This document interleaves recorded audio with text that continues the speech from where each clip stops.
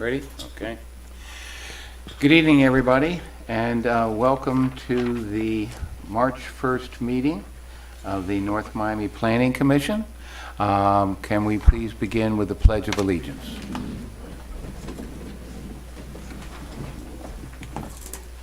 Pledge allegiance to the flag of the United States of America and to the republic which stands one nation under God, indivisible, with liberty and justice for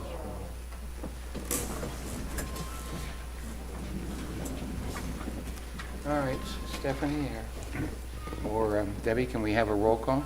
Yes. Chairman Ernst has been excused. Commissioner Naomi Bleemer. Present. Commissioner Michael McDermott. Present. Commissioner Kenny Each. Present. Commissioner Hector Medina. Present. Commissioner Edwidge Clark. Present. Commissioner Bob has been excused, and so has Commissioner Benson. We have a quorum.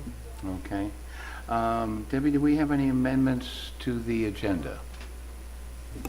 Yes, we do, sir. Item PC 1733 will be rescheduled for the April 5th Planning Commission. 1733. Yes, sir. April 6th? 1733.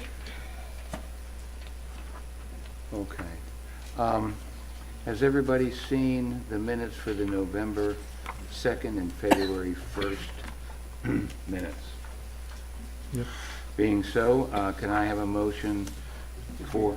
Excuse me. I saw referring to the minutes from the one that I abstained. Is that correct? It called my attention. We have 2 minutes. One is November 2nd of last year, 2021, and then the February meeting of this year on the 1st of February, 2022. If you weren't at the meeting, we can still vote on approval, I believe. Council?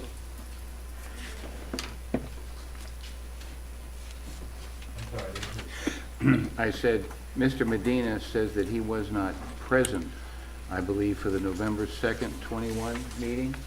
So we only have 4 members left of the current commission. Are we allowed to approve the minutes with 4 members present, being that he abstained from that meeting? Yeah, but if I can vote again, I will withdraw my abstain. I'm not going to abstain this time. Okay, all you're doing is approving the minutes. The item has already been approved, so Right. Okay. it had a quorum at the time. That's Right, what's important. exactly. I just wanted to clarify.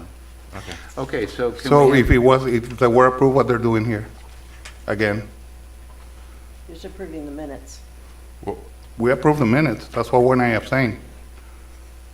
I'm not sure I understand the issue. So We're approving the minutes, we're talking about the November meeting, right? and we approved those minutes. I mean, I didn't approve them, but the rest of We're them. approving them now. Again? That's my question. You're saying it was previously approved? the Yes, it minutes? was. Well, I mean, the city attorney in a council person and the deputy city attorney takes him that we approve them. You're suggesting that we the board. previously approved the minutes for November 2, and you're questioning why we're doing it again? Exactly. Oh. Good. And the clerk indicates that those minutes were not previously. They were not previously approved. Remember, we didn't have a meeting in December or January. Our first meeting was in February, and the only one that was brought to your attention was in September, the September minutes. So Okay. this is the first time it's being It shouldn't really be an issue. tonight. Okay. All right. Okay, can I have a motion to approve the November 2nd, 2021 minutes? So moved. Second? Second. All in favor, say aye. Aye. Okay. Can All we have a- against? Can we have? against? Hmm? All against? Again? No. Okay. Passes 4-1. Can we have approval of the minutes for the February 1st, 2022 minutes? So moved. Second? Second. All in favor, say aye. Aye. Aye. Okay, motion passes. Okay. All right, moving on to PC 1731. Debbie, do you want to read it? Well, I should do my statement first. Yeah, do you want to, counsel, do you want to talk about communications? Yes, sir. So this is a summary of quasi-judicial procedures. These rules apply to applications concerning specific parcels of land, like the Brownfield designation before you today. The commission will sit like a court, hence the term quasi-judicial, reviewing the facts presented at the hearing, applying the adopted rules as explained by staff in the staff report and verbally. Commission members can make site visits, but must disclose the evidence upon which they intend to rely from that visit. Commission members will disclose at the beginning of the hearing whether on the quasi-judicial items, whether they have had communications with individuals on behalf of the applicant or others, including who the communication was with and what the topic of the discussion was. All persons intending to speak to the commission will be sworn by the clerk. The staff will make a presentation. The commission may ask questions. The applicant will make a presentation, including expert witnesses, if any. Commission may ask questions of those persons as well. When the public hearing is open, the public can make comments on the application limited to 2 minutes each. Citizen testimony must be fact-based, not opinion. The commission will then deliberate based on the evidence presented. The commission's decision must be based on competent, substantial evidence, meaning based on the record, staff presentations, expert presentations, and fact-based comments by citizens, according to the standards for approval set forth in the City Code. Commission may then approve, deny, or continue the items. Thank you. Okay. PC item 17-31, a resolution of the mayor and city council of the city of North Miami, Florida, designating the real property generally located at 13855 Northwest 17th Avenue, consisting of 7.06 acres and identified by Miami-Dade County Folio Number 06-2123-003-0060, as further identified by the map in the attached Exhibit A, as a brownfield area pursuant to Section 376.80 Florida statutes for the purpose of environmental rehabilitation and promoting economic redevelopment, authorizing the city clerk to notify the Florida Department of Environmental Protection of said designation, providing for an effective date and for all other purposes.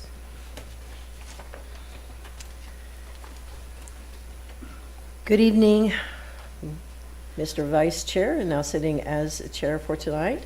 Right. Commission members. Before we begin, does anybody had any communications in reference to this?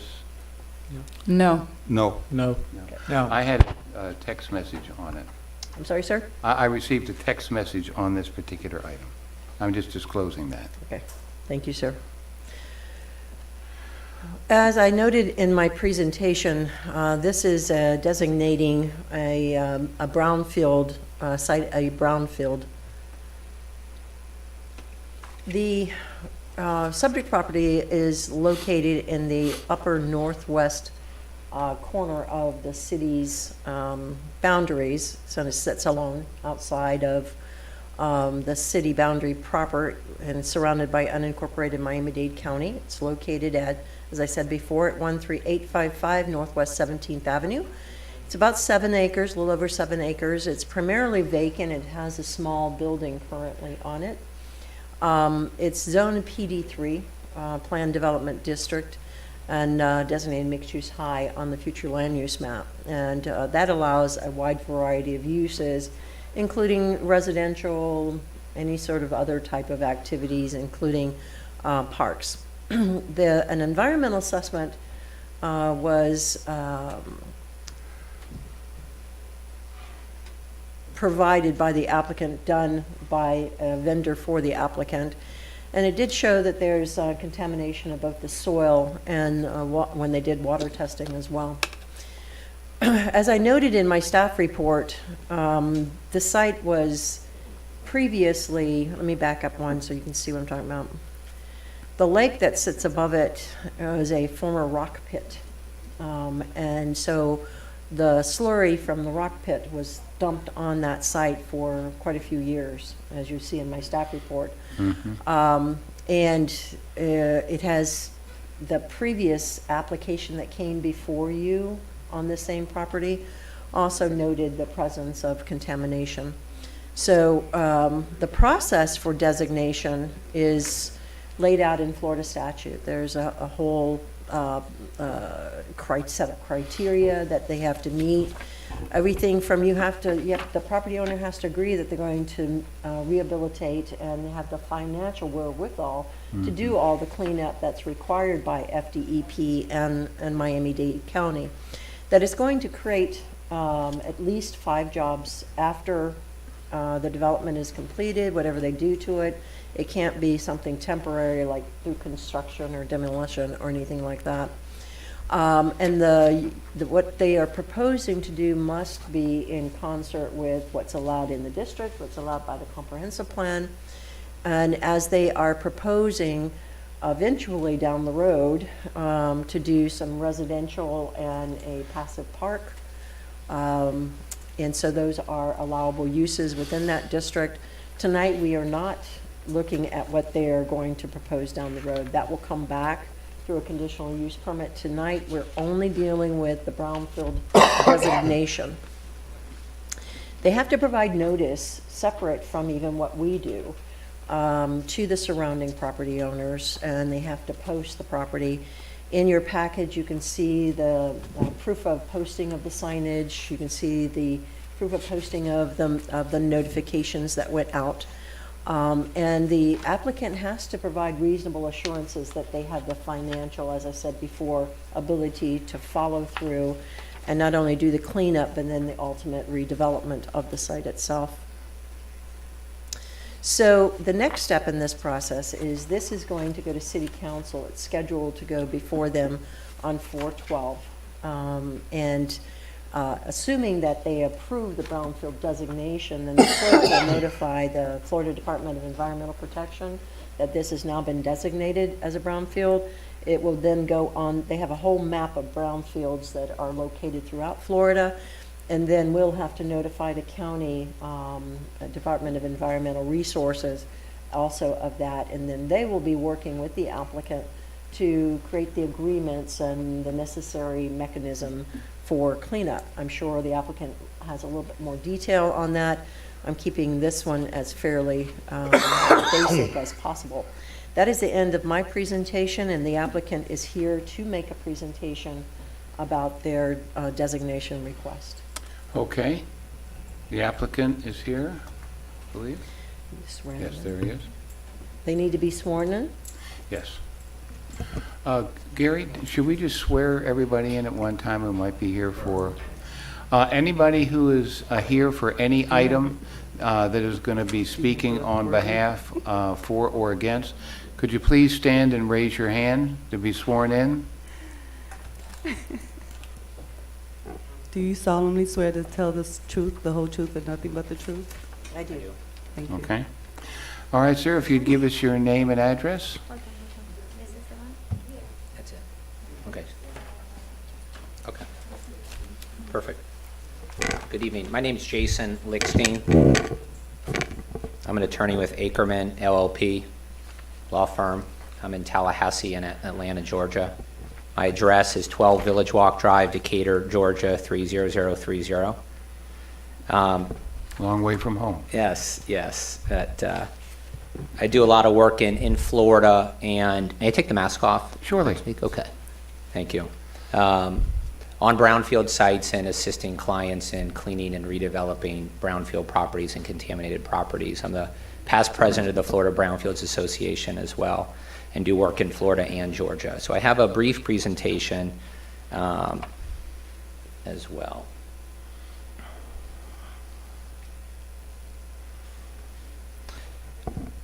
And so as discussed, the item this evening relates to our client's proposed designation of the property as a brownfield area under Florida's Brownfield program.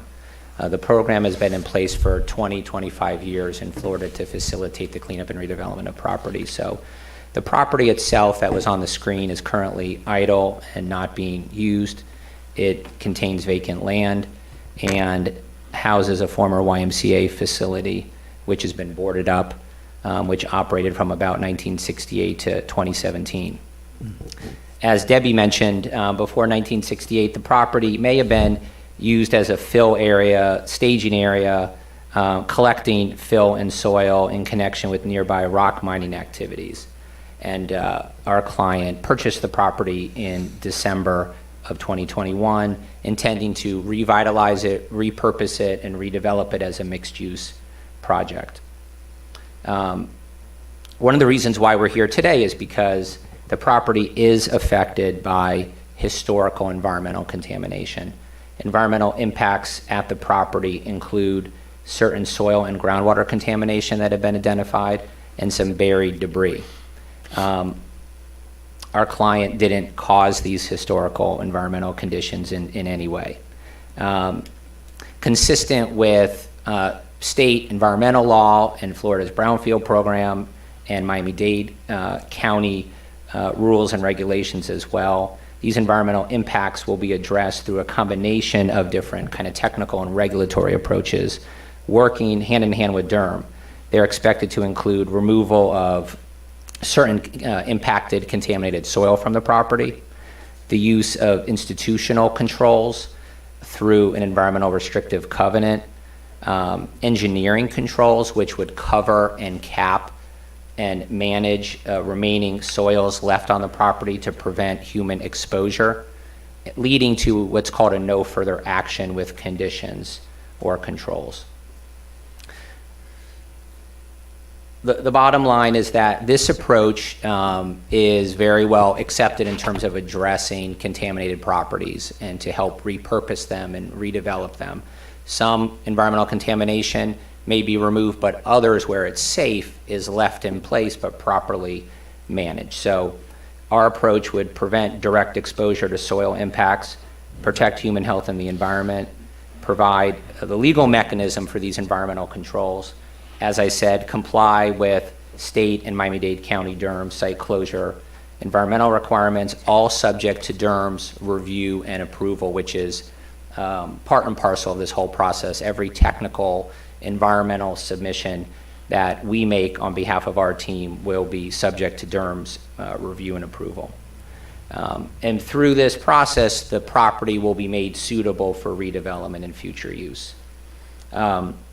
I'm here on behalf of North Miami Ventures, LLC. They're the property owner. They're managed and a part of Integra Investments. Integra is a Miami-based real estate company founded in 2009. There's some information on your screen here about them. They have a robust portfolio of projects, including mixed-use communities, residential, luxury rental apartments, affordable apartments, office buildings, and marinas. This is just a slide that notes some of their projects in South Florida, including the Hallandale project and the Aventura Park Square. And more specifically, the item before you as addressed in the staff report and the proposed resolution is a designation of the property as a brownfield area. We made the request to staff to designate the property in late December of last year.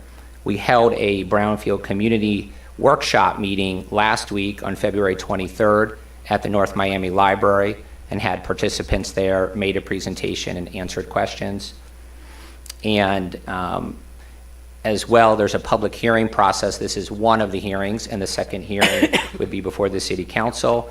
And then if approved, the resolution to designate the area would be adopted by the City Council. So that is our presentation, but the essence of the brownfield designation, again, is a tool to facilitate the cleanup and redevelopment and the repurposing of this property into a beneficial use that helps the community and helps the city. Okay. Thank you so much. Okay, before you go, is there any questions from the commission? Okay, being none. We do have questions. So when your client bought the property, he was aware that it was contaminated? Yes, sir, there is information from previous reports that indicated contamination at the property. So when he bought it, he assumed the responsibility for the cleanup?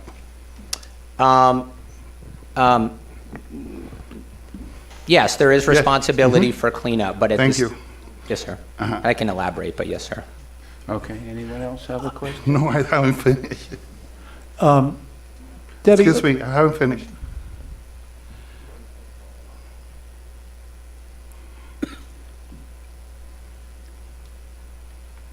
Can you elaborate on the contaminants or pollutants or alleged contaminants or pollutants? Do we know what they are?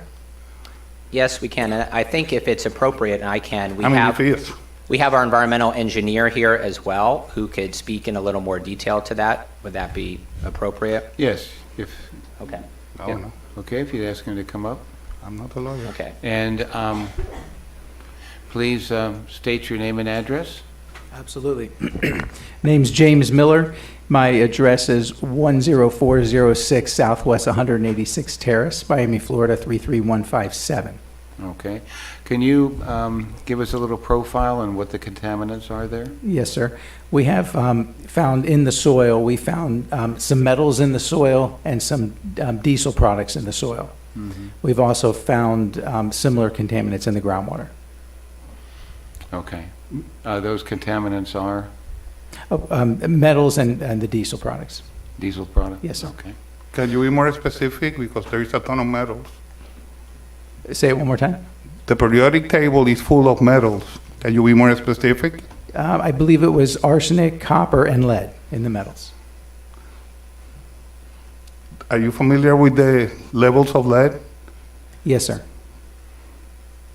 Can you share them with us? Sure. So we have levels of lead that are above the residential. We have levels of lead that are also in areas above commercial. And then there's one section of lead that's above the hazardous level. Okay.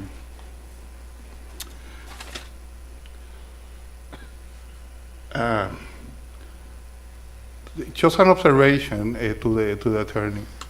Several times you mentioned that Darren was going to supervise, and oversees the cleaning and all the procedures. We have very little confidence on Darren. At least I don't. So Okay. for the future. Thanks. I can address Okay. that. Mr. Each, I believe you have a question? Is the doctor done? Are you done? I am. Thank you. Debbie, I just want to ask you, I know this was the old YMCA. Is that building knocked down now? The building is still there. Are the buildings still there? And now, what happened to the charter school that we were going to put there? They they withdrew their, Oh, they did? yes. Okay, all right, I was just wondering. Okay, all right. All right. You answered my questions. Thank you, gentlemen. All right.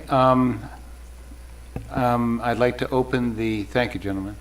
I'd like to open this now to public hearing. Is there anyone who would like to come forward and speak for or against this project? Okay. Good evening. My name is Rhonda Mims. I live at 13940 Northwest 14th Avenue, just north of this parcel of land. When the school had it, they determined that it had some contaminants. They weren't willing to spend the money to get it cleaned up. Now they sell it to them, and they come and they want the council to approve it as a brownfield so you can clean it up for them. This is crazy. We were not ever in, the YMCA has not been there, not in many, many years. I moved over there in 1992. The YMCA wasn't there then. He says it was there until 2017. If the building is there, it wasn't functioning. It was not functioning. If the groundwater is dirty, if the soil is dirty, does that affect us, the residents around the lake? When were they going to tell the homeowners that we are in a dirty area? This is, nobody has come to us and said, y'all need to check y'all land, y'all need to check your water. We have a lake behind our houses. We clean the water, we pay to have it treated monthly. The people who do it didn't tell us that we had any metals in it. They didn't tell us that we had any lead. So, if this is the case, then should not we broaden the scope past that parcel of land, the 7.06 acres? Okay, Since it ma'am. was a rock pit? Okay, ma'am, your 2 minutes is about to be up. Okay, I'm done. You done? Okay. All right, anyone else who would like to speak for or against? Name and address, please. My name is Cheryl Marks, address 13930 Northwest 14th Avenue. I'm on the east side of Mitchell Lake. I've lived there since 1972. Yes, it was originally a rock pit, and it was cleaned out mainly to give land so that the houses could be built around the lake. There's 44 properties around the lake. It's a single-family community. The lake is spring-fed. It's very, very clean. We have it tested once a year for E. coli, and there is no problem with it. So the lake itself is very healthy. I'm just curious how much of the land of the over 7 acres is contaminated. Is it a small area of it? Is it on the part that was the YMCA camp? I'm just wondering how all of this is going to affect us. And I'm certainly against the community paying for cleaning up the land if there's a developer that wants to put his buildings or whatever he wants, his mixed-use things on that piece of property. Okay, thank you. All right, anyone else who would like to come up and speak on for or against? Going once, going twice, We would like a chance to come going up 3 as well. times. Okay. There's someone, there's someone. She was not sworn. Good evening. Raise your hand, we need to swear you We need to swear. Raise your hand, we have to swear you in. All right. Okay. Do you solemnly swear or affirm to tell the truth, the whole truth, and nothing but the truth? I do. Thank you. My name is Gloria Williams. I live on 17th Avenue. I called earlier because most of us didn't get any correspondence about this. And I just found out about it last night because because I used to live on 138th Street where Cheryl lives. They live a good ways from me. 17th Avenue is going to be the main street there. And there's nothing on our street on the right-hand side but single-family houses. I'm interested in the same thing that Cheryl is. How is this going to affect us? And what are they going to build there? What are they planning to build there? But I really don't understand why they didn't send the people on 17th Avenue some notices, though. I really don't. As I understand it, ma'am, and Debbie, correct me, none of the people that have come before us live in North Miami. That's These, correct. you we and your still- neighbors who are here live in the county. Right. Okay, you're not in North Miami. No, we're not. But we Okay, s- so that's why you didn't get the notice, as I These understand. people sir. live in the county, too. Excuse me, ma'am. Yeah, I'm sorry, Debbie. We did, notices were sent to the 500-foot Oh, radius. 500, okay. Did that include regardless the of where they properties in the lived. county? I'm sorry, sir? Did that include Yes, sir. properties in the county? Yes, it did. Okay. We all live in Biscayne Gardens. Right. Cheryl, So the 500-foot from radius. 17th on out, excuse me. So, we're concerned about that. We want to know what's going on. And we really would like to be noticed the next time. We can only notice 500-foot radius, and you're outside of that 500 radius, as we discussed earlier today. Is it you I talked to? Yes, ma'am. I don't think we're outside that 500-foot radius. I Okay. walked it today. Okay, thank you, ma'am. Any other people who would like to speak for or against? Yes, my name is Lola Capers. I live, Name and address, please. my name is Lola Capers. I live at what? Were you sworn in, Ms. Capers? Yes. Can you take the microphone? My name is Lola Capers. I live at 13920 Northwest 14th Avenue. I'm interested because I understand that the attorney stated that they had a question and answer form at the library. Well, none of the individuals in the 500 square feet radius received that notice of the question and answer form. You're building a project that is right in our back door. I'm trying to understand, is the land contaminated in the first part of the parcel, or is it contaminated on the end of the 700.6 radius? Because if you're gonna clean it, if they're gonna clean the land and take out the soil, where our lake is not contaminated. So we want to know if any of that soil happens to, or coincidentally, accidentally, end up in that lake, who's liable? North Miami or the developer? Applicant, could you, I know this has come up twice, so we'll ask you the question. How much of the land is contaminated?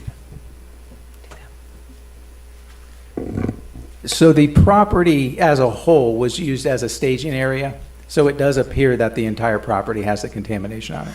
Is there a greater amount of contamination on any one section of the property? There appears to be on the northern, it's the east side, but towards the north, there's a very small section that is the highest area that we've identified. Which is closest to the lake, correct? It is closer to Correct. the lake, yes, sir. There is actually a buffer, I believe, if you look at the property appraiser. I don't think the property extends to the lake. There's some land between the lake and the Correct. property. Right. Which is owned by one of the homeowners on that. Only thing I'm asking the council and asking the developer, if something should happen and the contaminated product or soil accidentally slip into the lake, I'm asking you guys and I'm asking them, who's going to be liable because we have proof that our lake is not contaminated? Every homeowner on that lake property line goes into the lake. So we own the lake. So if anything should happen, are you all gonna be liable? Are we coming to see you guys? Or are we coming to see them? Which one are we coming to see? Okay, okay, thank you, ma'am. Counsel, Jennifer? Sir? I actually Well- don't think we need to answer that question. Okay. But I'd like to hear the further presentation from the applicant. We would Okay. like to address a couple of the items at the appropriate time that have been raised. Now would be That's, Okay. well, can I add one more question to that, to your list of questions? You identified that the whole site has been contaminated. Obviously, you also talked about groundwater. Has any of the groundwater flowed in which direction? Has the plume moved in any direction? Can you confirm or? So what we're finding in the groundwater, it is relatively clean. We have identified one area on the property. We could look further, and we're working with Durham right now, but we don't have widespread groundwater impacts. We have widespread soil impacts. Okay. Okay. Sir, you wanted to Thank you, yes. address some of the questions? Yes, we wanted to address several of them. So the Brownfield area designation doesn't put any responsibility or liability, I think this is a critical point, on the city of North Miami. The responsible party here to address the environmental condition of the property is our client. We have that responsibility, and they will fulfill that responsibility. The city's role is, as set out in Florida statute, in Florida's Brownfield program, is to designate pieces of property as brownfield areas if specific criteria are met, as the staff indicated in the staff report. All of those criteria, and we can go through them again, have been met here in terms of job creation, in terms of financial ability to develop the property, and other criteria. More generally, This is how sites are cleaned up and public health is improved and human health exposures are addressed through both cleanup and redevelopment. So if there isn't redevelopment, then often a site sits idle and environmental conditions aren't addressed. And I thought, and we can discuss that in more detail, but I think that's a critical part of how the Brownfield program operates. Again, our client would be 100% responsible for addressing the environmental conditions. It's not at all on the city. The city's role is procedural in terms of the designation itself. Thank you. Okay, counsel, you want to? Yeah, I have a couple of questions. So just to clarify, is it Mr. Lickstein? Yes, sir. Okay, so first, the city would have no obligation to contribute financially to the cleanup. That's right. Totally the applicant's, property owner's responsibility. Yes. Okay, is that clear? That's clear. Okay. Second, can you describe the manner of soil removal and how you would protect the lake during that operation? Sure, we can do that together. There is specific soil, actually we have a plan to remove some of it in short order on the property. And it has already been investigated, we have data on it, and it would go to a landfill facility for proper disposal that is specific to the nature of that soil. Certain soil has to go to certain disposal facilities. Jim, do you want to address the operational piece? Sure. Okay. So with that excavation that we're going to conduct, we've already discussed it with the county, that is in place and it will occur as a immediate source removal.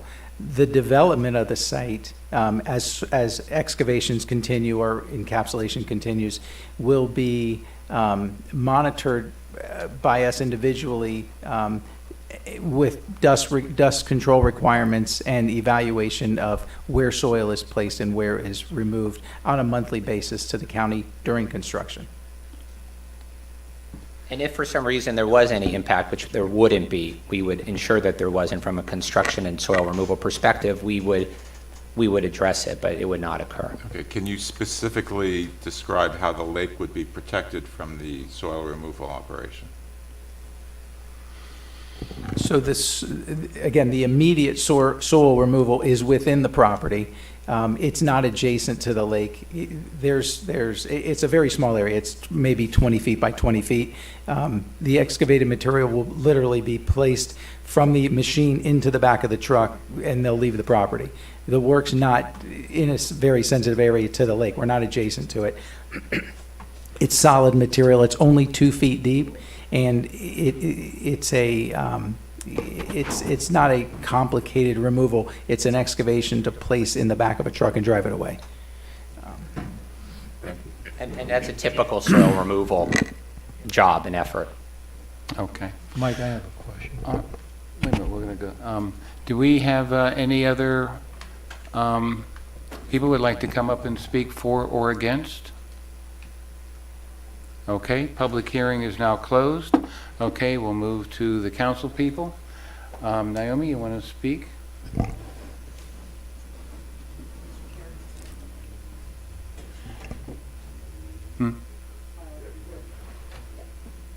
One of the ladies in the audience raised her hand. She had already spoken previously.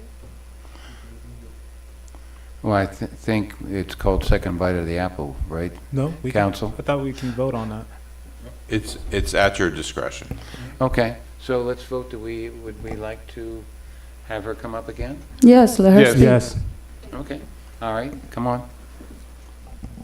Rhonda Mims again, 13940 Northwest 14th Avenue. 139th Street is the street that borders the lake and the property. So whenever you move anything, if you're moving on the east side of that property, you're adjacent to 139th Street. And if you're talking about dust being a problem, how are you going to contain the dust? Okay. Okay, gentlemen? Water application to the dust. So there are requirements for construction, OSHA requirements that will need to be followed as per OSHA. Miami-Dade County, Durham actually will require a soil management plan to be prepared. The soil management plan will outline dust control measures. I've already spoken to Durham about it. They're going to ask us to actually have equipment in place to monitor dust in the areas of the residents. So it'll be with water. It'll be controlled as if the dust level starts to rise, they'll be asked to slow down. If it continues to rise, they'll be asked to stop work until the dust settles. So there's procedures in place. We write soil management plans and implement soil management plans all the time. May I add one point, more generally, a little broader, but I just because I think maybe it wasn't clear. The Brownfield statute has specific language that the local government shall designate the property as a brownfield area. It's not truly a discretionary function. It's a shall designate if the criteria are met, and we can discuss them more. But I think the staff report made clear that the relevant criteria in terms of job creation and in terms of the financial ability of the applicant have been met for the designation. In the state, there have been over 500 brownfield areas designated over the history of this program. It's a very useful and well understood tool in this very specific instance where there's historical impacts that the developer didn't cause, and it adds complexity to the project. This helps clean up and redevelop the property through the program. But thank you so much for that time. Okay, anyone else like to come up again? Okay, ma'am. I don't think my question was answered. Ma'am, can you Is it speak going into to the be microphone, What ma'am? kind of building? Your name and address My name is Gloria again? Williams, 14101 Northwest 17th Avenue. Mhm. Now, you're bound to have a lot of traffic coming up and down that street. We already have it now, but that's going to bring more. But we don't know, I don't know what kind of building they're building. I know it's supposed, is it an apartment building? Are they going to be townhomes? How many? Can you answer that for me? Well, the meeting tonight is about, I will ask the developer to come up, but the meeting tonight is about the Brownfield designation and the cleanup of that site. Well, okay, but my house is on the lake too. All those houses on 17th Avenue back up Okay, to the lake. okay, ma'am. Applicant, can you just give us a brief overview, although it's not, specific to the issue before us? Can you give us a quick thought on what the potential development is on that site?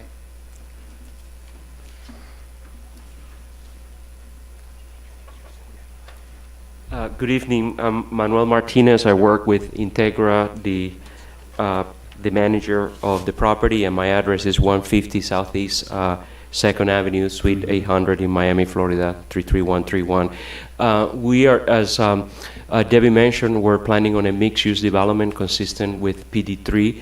We are working currently with the architect on designing a site plan for the property. The concept is basically a mixed-use development that would include multifamily. It would include live-work units, and then it will include public uses for the benefit of the community at large. At this point, a lot more information I cannot provide because we're working through that site plan. Okay, thank you, sir. All right, anyone else? Okay, ma'am, come up.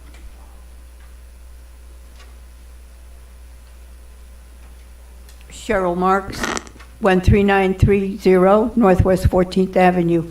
The question I have is, what is going to happen to the right-of-way for the extension of 139th Street on the north end of the property? It's undeveloped from 15th Street to 17th Avenue, or excuse me, 15th Avenue to 17th Avenue.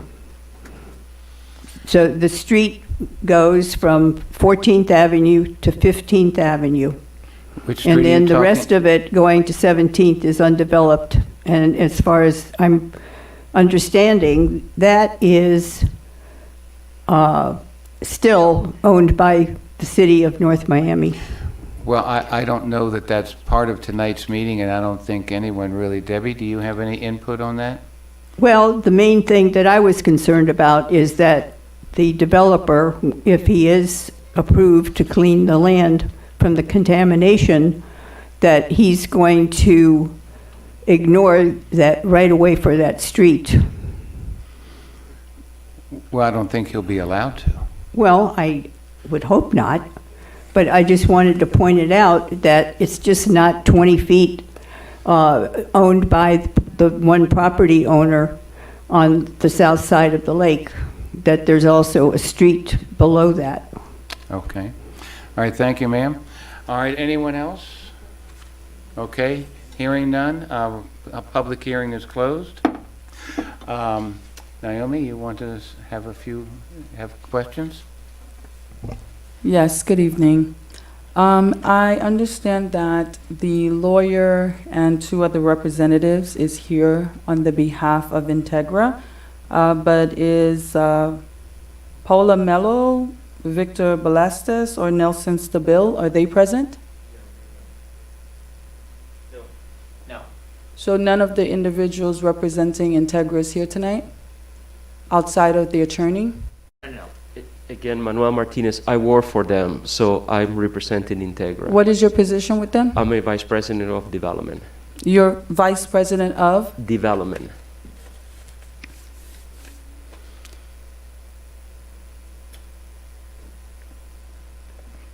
And what's your name? Say your Manuel name. Martinez. Manuel.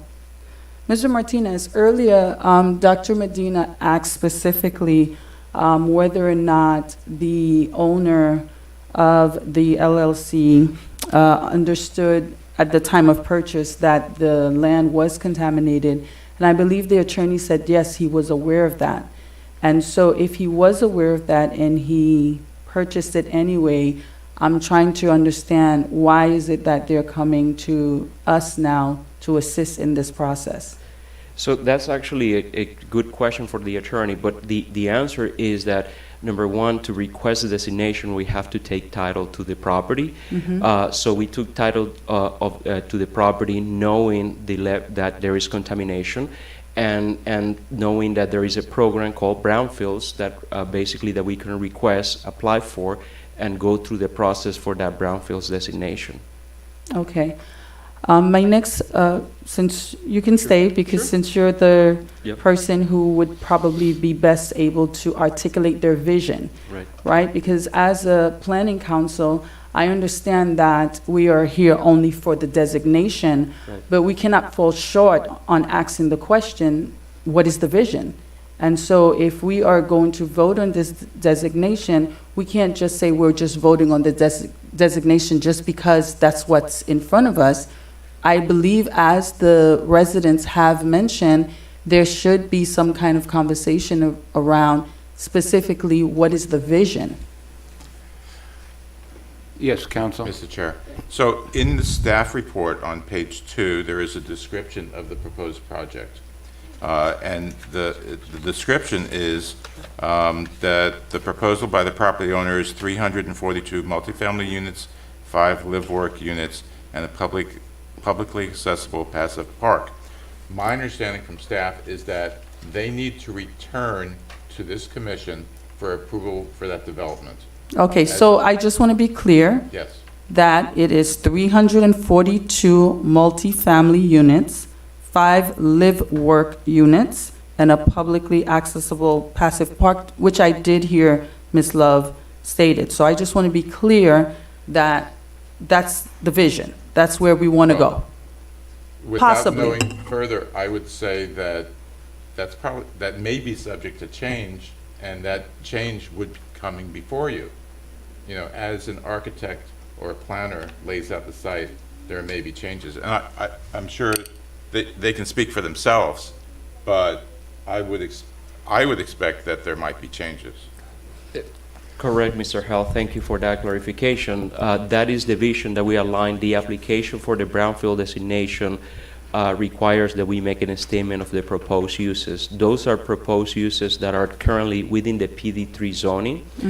So we're reading the PD3 zoning to make sure that we follow the zoning code as close as possible to all of the requirements. That's why we cannot present today a site plan, because it takes a lot more time for us to basically provide all of those details, and they are in separate applications. One is for Brownfield's designation. It allows us to start the process to work with DERM, to work with the state on all the remediation process. The next step in this process is then come back to the city, which will go through a site plan review by staff even before it makes it to the planning commission. So the application requires me to basically state what we are proposing to use. Those uses, as Mr. Held said, may be subject to change because it will go through the review process through staff and this commission, and then eventually city council. Okay, thank you. Ms. Love, correct me if I'm wrong, this property is located in District 4? That's correct. Okay, and so Mr. Martinez, I'm not sure how much you know about District 4, but that is one of the districts in North Miami that has no development currently right now, and that has not necessarily had any type of economic development in a very long time. And currently, it has one of the largest population of North Miami. So specifically, what type of multifamily units are we talking about? Could you be more specific with what? Ms. Bloomer, they won't know any of that yet. They're still working Right, but I mean, through- they would know if it's going to be for work, affordable housing? Not yet. They're still working through their plan Okay. to know what type of units, whether it would be multifamily stacked on top of each other, or townhomes, or affordable, or market. But we don't have any information on that because they're still working through their proposal. Okay. Well, Mr. Martinez, please keep in mind as you work through that proposal that for that specific area, considering the income bracket there, that these 342 units should be units that are affordable for the people that live there. My next and final question, once you receive the designation, what will be the role of the city of North Miami? Yeah, please. Okay. Thank you. There is no further role for the city on the Brownfield side. We, North Miami Ventures, would then enter into a binding Brownfield cleanup agreement. It's called a Brownfield Site Rehabilitation Agreement with Miami-Dade County DERM that would govern the cleanup of the property and require us to comply with all of the relevant environmental laws and requirements to do that cleanup. Okay, So that would be the second step. Okay, so at no point in time would you be coming back to the council for funds in order for you to do this cleanup? That's correct. We would not. We would not be coming back for any Brownfield-related funds. Or any brown Any funds. No, I'm only working on Brownfield issues. No funds. The role of the city is only as to the designation, and then once the designation occurs, then our client would enter into this Brownfield cleanup agreement with DERM. We would follow it, we would comply with it, we would implement it, and we would submit all of those reports and documents to DERM. We would not be coming back to the city in any way. And so Integra will assume all of the financial responsibilities with the cleanup? Yes, exactly. Thank you. 100%. Thank you. Okay, Mr. Clark? Yeah, so my first question is, I know we talked about the actual development. Under PD3, what are the height restrictions? I mean, that should be known. Of course, it's 110 feet, It's what? 110 feet. Is the zoning there? That would be approximately Approximately 10 stories. Yeah. Okay. That's what they're allowed under the code. Yeah, by right. That doesn't necessarily Yeah. mean that's what they're going to produce, because as you all are aware, staff kind of beats the, let's don't tell them out loud, but we kind of beat the developers up before it comes to you. So we look at everything from compatibility to layout, as well. So when they come back to you, we'll have a better idea of what they're proposing by that point. Okay. I'm a big component of development and moving the city further, but not at a cost of life or impact to our citizens. So my question to the developer team is, I know we talked about dust monitoring. Are there any other monitoring or any other testing that we're going to have as part of this cleanup that you can speak to? Again, I know you specifically talked to dust, but is there any water monitoring, wells? Can you elaborate a little bit more for me? Yes, sir, and I'll pass it to Jim. Yes, there'll be additional soil and groundwater testing at the property to follow up on some of the initial test results that we have to continue to complete. It's called a site assessment, so we have to complete a full assessment of the property within the four corners of the property to determine the soil and groundwater condition of the property. So we have additional assessment and work that we'll be doing in that regard. Jim could probably speak in a little more detail. And we're happy to engage the community and provide that information. It'll be fully in the public record as well. I'm more concerned about during construction or during removal to ensure that it doesn't mitigate or move its way into any other bordering properties. Sure. Nita. So dust is obviously the most mobile contaminant. So we'll be monitoring dust and have dust suppression involved. Soil is an object that it doesn't flow. It's gonna be excavated. It's gonna be placed. It's gonna be stockpiled. So the soil can be monitored visually, and we'll be able to track that. Again, groundwater is not a major issue at the property because it's not widespread. Prior to construction, we'll do a complete assessment of the groundwater, and then upon completion of construction, we'll actually do 1 year of monitoring at the boundary of the property to reinsure that nothing has gone off the property. Okay. And then I guess this is more just a statement. This isn't the first brownfield area or potential brownfield area in the city. If I'll call attention to Solomia, which was I believe a garbage dump that we turned over to developers, and they're in the process currently right now of cleaning that up. So this is not the first time that this has come before us. And Solomia was, I believe, we owned it, the city owned it, and leased it to the developer. On the Superfund list. Yeah. So understanding that we have gone through this process before, there is a safe way to do it. As long as DERM is involved, third-party monitoring is involved. I've seen it done before. I've been involved in it. So that's all my questions. Thank you. Okay. Mr. Medina. I mean, basically,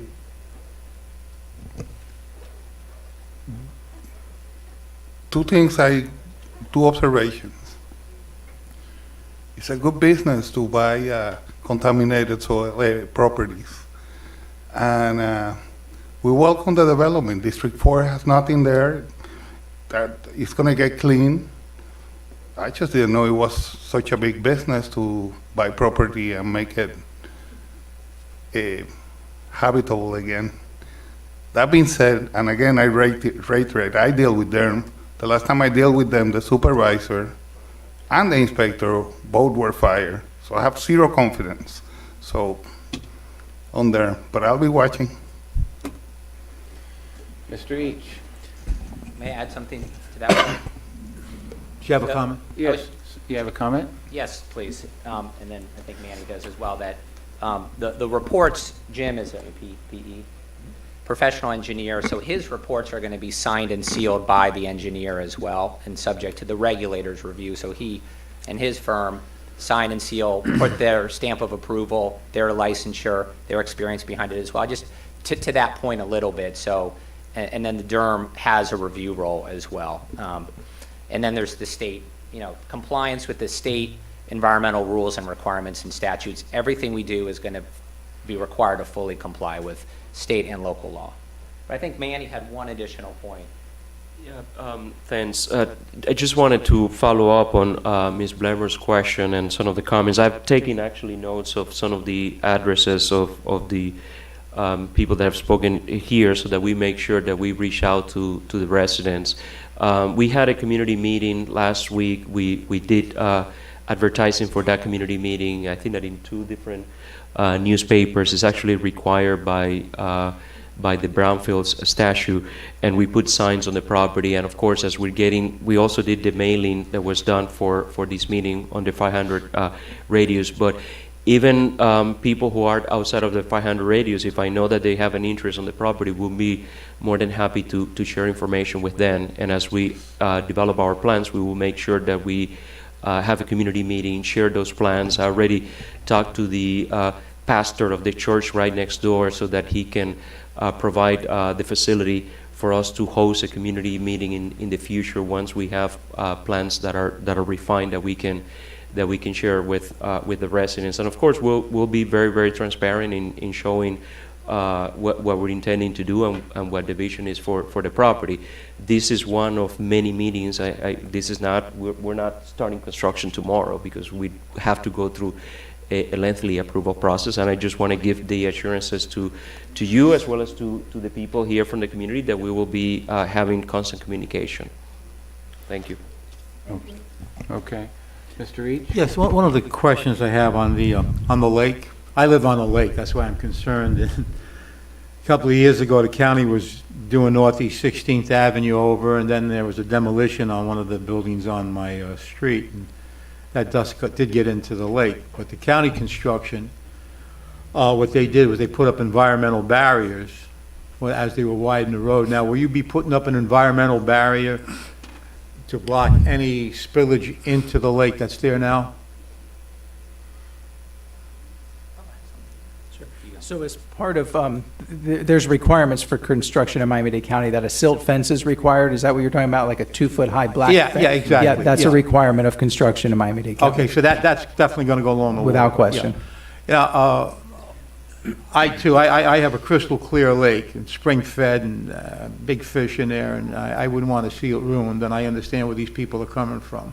Absolutely. So that's my main concern there. And Mr. Ish, if I may add, that silt fence will go along our property line. So it will go on our property, so that at the property line, both the state as well as the county require that silt fence for erosion control. So it doesn't go into the lake because our property doesn't abut the lake. It's separated. But you're still going to have that. Yeah, that's correct. We will control it. There are even measures that the National Pollution Control System requires when there are dusty conditions that we have to water down the soils to avoid that. So there are a number of measurements that we will be taking that will be taking place. There is an existing building that is now vacant. That building, it's pretty old. Chances are that building has some kind of asbestos. So That's the old YMCA. Correct, the former facility that was there. So we have to do a survey for asbestos, and then we have to dispose of the asbestos according to all the regulatory requirements. The spray on it, no. Correct. Yeah, okay. All righty. All right, well, I think, you know what? You come in, you take a contaminated area, and you clean it up, and you make it prosperous. And I got to compliment you on that. We've had several sites in the city that we've done this to, gas stations that we've had, and our old water plant, sewer plant up there. What was that called? Rux Park. 4th Avenue. And, It's Rux Park. oh, Rux Park. Russ Park. Yeah, I was cleaning that up, and that's essential. I can remember in 1970 when the gas stations were starting to close down and all the gas tanks, the old metal gas tanks, were leaking into the environment and the groundwater, so forth and so on. So, you're going to keep that lake clean. I think if I was in the neighborhood living over there, I would be thanking you for getting rid of the contaminants in that neighborhood. Thank you. That's all I have to say. Thank you. Okay. Chairman? Okay. Mr. Martinez, just really quickly, when it comes to the communication aspect, I'm not sure whether or not you've been informed, but the city of North Miami has the largest Haitian American population in the United States, and we speak Creole. And so when it comes to communication, if I were you, I would not just focus on advertising through a newspaper. I would also use Haitian radio, where I would say 90% of our elderly population, that is their means of receiving information. So if you can take that back to Integra and let them know that when it comes to communication, it has to be bilingual. We also have a growing Hispanic population, and so communication should also be on Hispanic radio and in Spanish as well. Thank you. Thank you. Okay. All right. I think it's pretty clear, encapsulating all of the comments from the board. I know that it is correct that the west side has not had development in quite some time, and certainly needs it, especially with affordable housing. And with the safeguards that I believe appear to be in place, the fact that there's going to be no outlay of money from the city of North Miami for this cleanup, and that the project is going to have to come back for us ultimately for approval.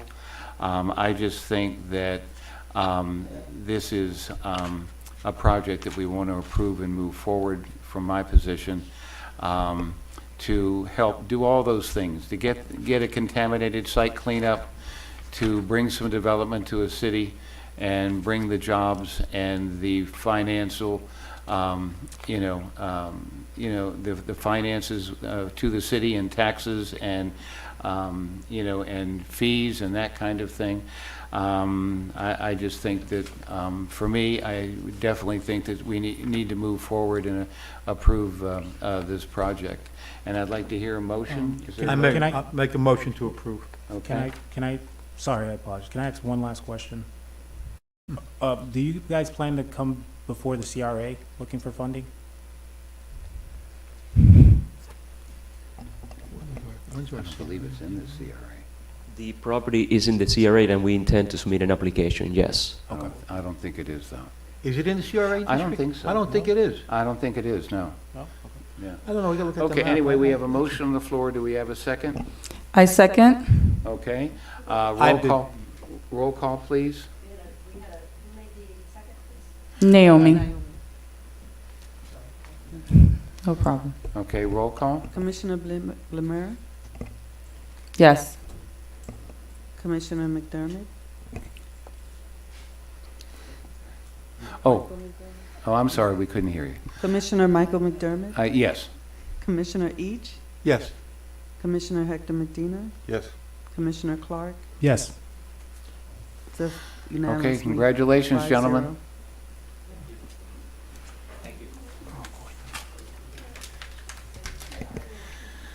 Okay. Ready for the next one? All right, the next item on the agenda is PC 17-32, and your board secretary is going to read the title. An ordinance of the mayor and city council of the city of North Miami, Florida, providing for the text amendments to chapter 29 of the city of North Miami Code of Ordinances entitled, quote, Land Development Regulations, close quote, by amending Article 2, quote, Decision-making in administrative bodies, close quote, at Division 4, entitled, close, open quote, Downtown Action Plan Advisory Committee, close quote, specifically at Section 2-402, quote, membership terms, vacancy, removal, close quote, to clarify the process for committee appointments, providing for repeal, conflicts, severability, correction of scriveners, errors, and for an effective date. Thank you very Thank much. you. The item Okay, before you is an amendment to the Ldrs to revise how the Downtown Action Plan Advisory Committee is appointed. It's currently set up that they appoint them at large. So you have a group, and they're appointed at large by a majority vote of the city council. The city council has requested this amendment to clarify that up to 3 members can be appointed by each of the council members. So that's different than at-large appointments by a majority of city council. So this will help provide a bit more clarity and representation for each of the district members.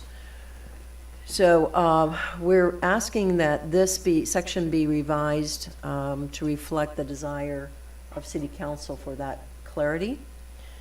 And just to let you know, I don't know if any of you understand what the Downtown Action Plan Advisory Committee does.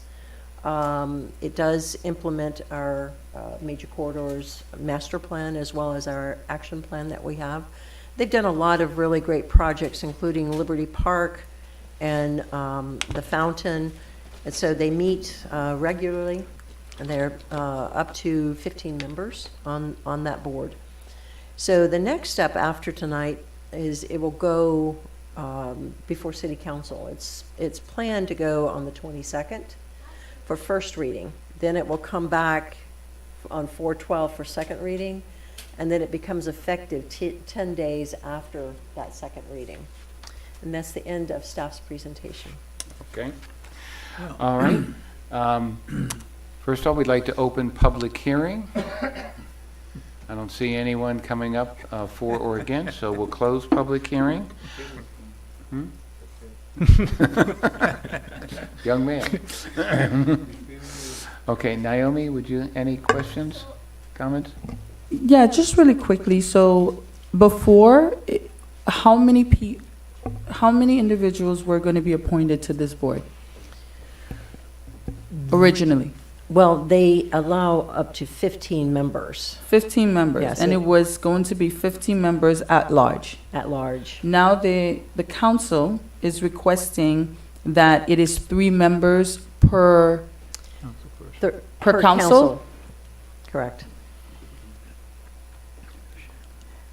And so that is to ensure that prior to this, that a member did not have the majority. I'm trying to get some clarification on why this is necessary. I'm going to let our city attorney, she drafted this ordinance, to answer that Thank you. intent behind that. Thank you. I think the intent of the mayor and council was to achieve uniformity with our other boards and commissions. Typically, every board and commission of the city of North Miami does have an assignment per district and per council member so that they each have their own representation on a board.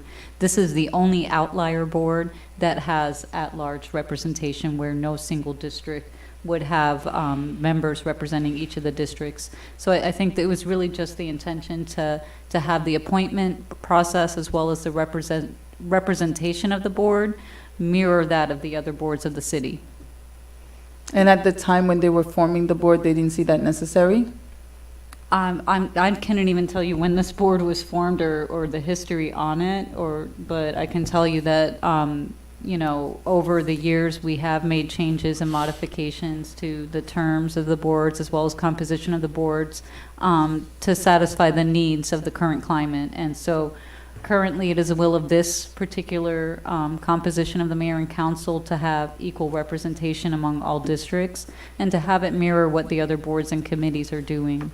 But I couldn't tell you historically No, why right, it because I'm wasn't just done. trying to understand if at the time when it was established, if for whatever reason, they all decided that it was going to be at-large members, why all of a sudden the change? And there has not been much change with the representation on the council, so I'm sure they are the ones who initially put this together. So I couldn't tell you historically at the creation time of the board why it was done that way. I'm not sure what the original intent was Okay. when they created it.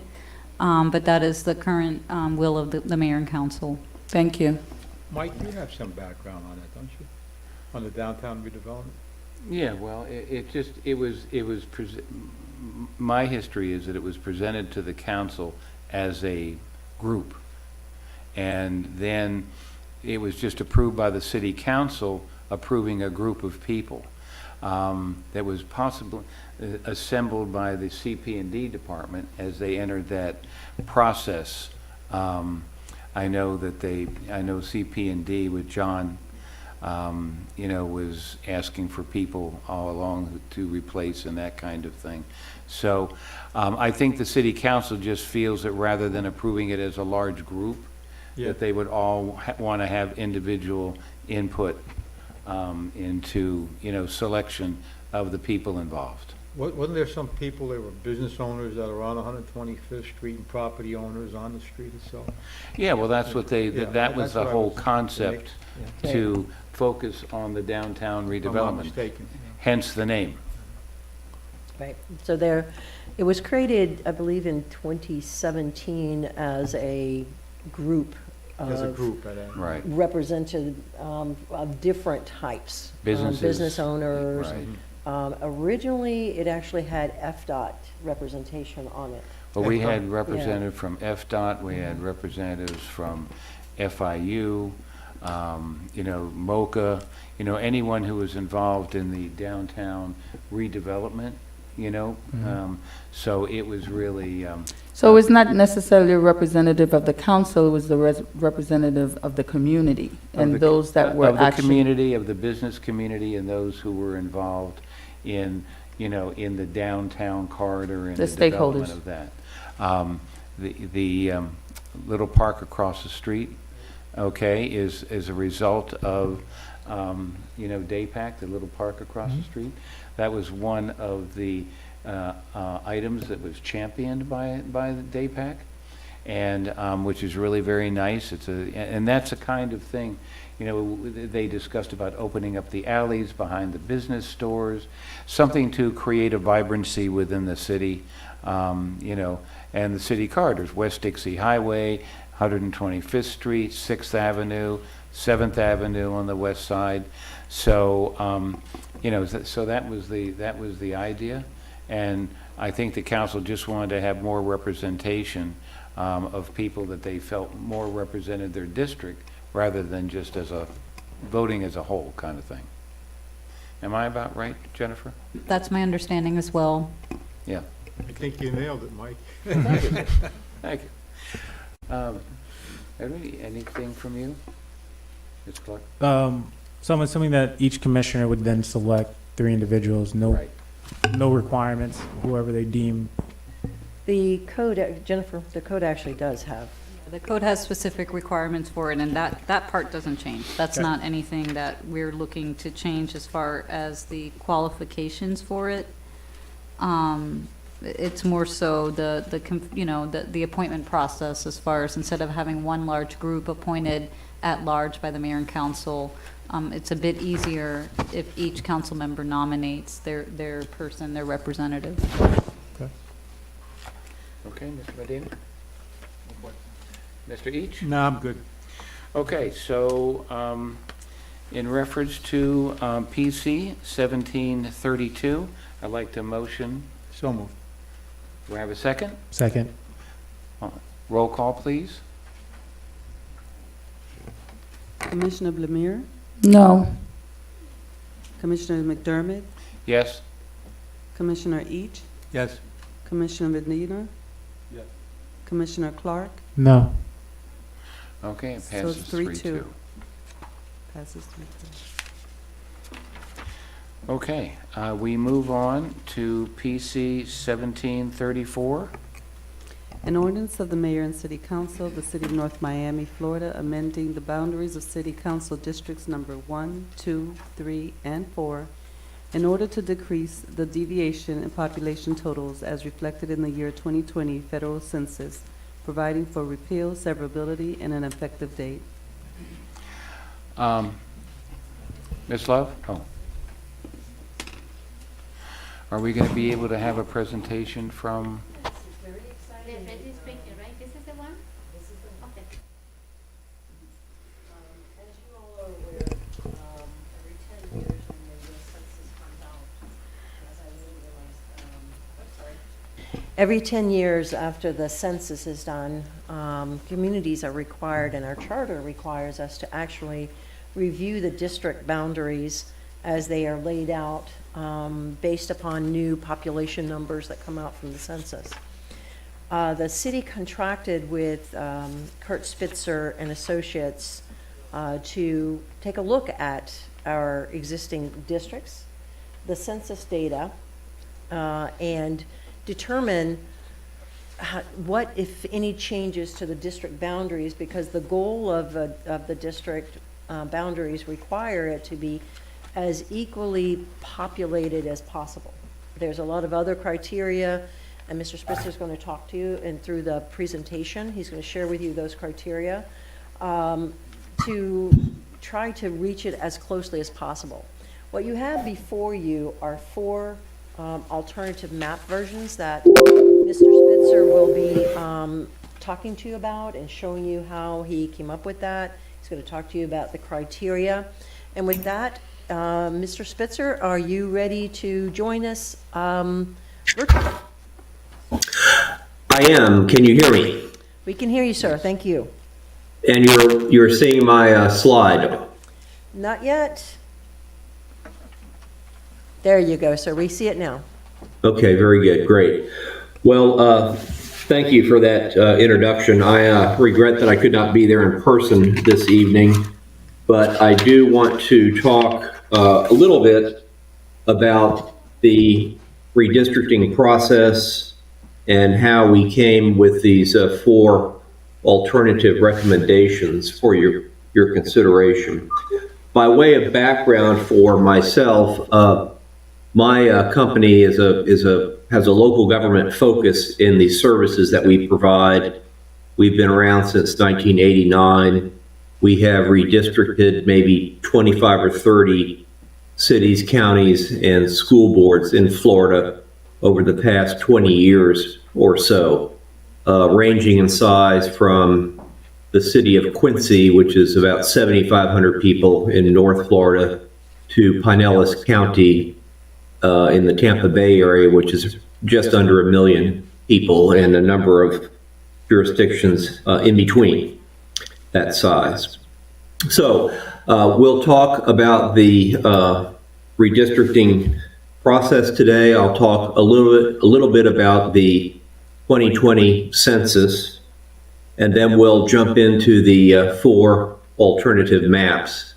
And after I talk about the maps briefly, I'll jump over to our software and illustrate how that works, and it might be helpful to respond to any questions that you might have concerning the maps themselves.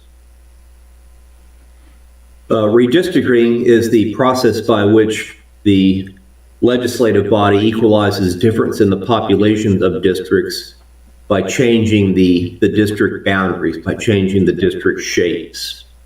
The legislative body, in this case, is the city council, but it could be the county commission, the city commission, the school board. In the case of the state of Florida, it's the Florida legislature as relates to its own districts, and also those of the Florida congressional district. For the state and for county government, there are very specific directives in Florida statutes concerning the redistricting process. Some cities have language in their city charters that governs the process, but in all cases, redistricting furthers the principle of one person, one vote, as embedded in the 14th and 15th Amendments to the U.S. Constitution and the Voting Rights Act of 1965. There are general guidelines for the redistricting process, and we'll talk about each of these in some depth now. But generally speaking, population is the dominant criteria. It's very, very difficult, if not impossible, to develop a district plan where all of the criteria are attained to the maximum extent that you can, 100%. It's just, I've never seen a plan like that.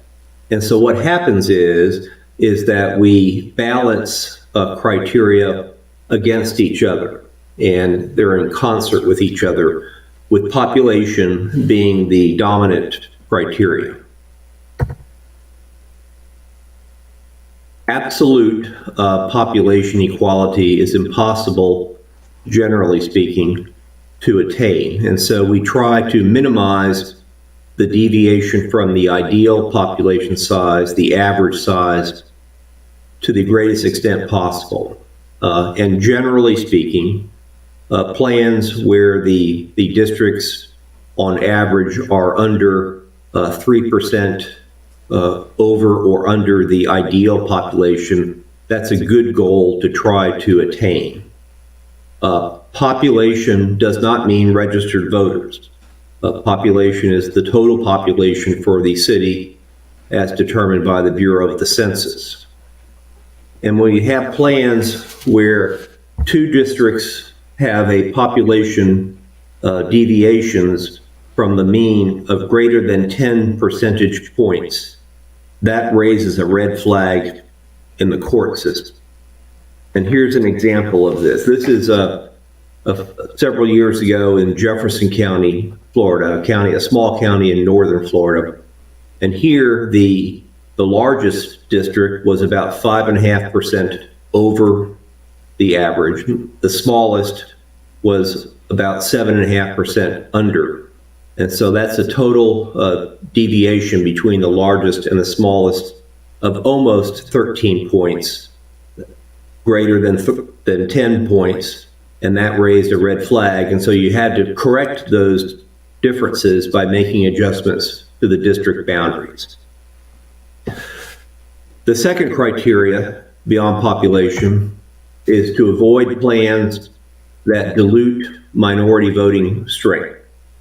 And there are two ways that plans often dilute minority voting strength. One is by packing, a term called packing, which is locating most of the minority population into a single district so as to dilute the influence in the other districts, or by cracking, splitting the minority population into two or more districts so as to dilute influence in all of the districts.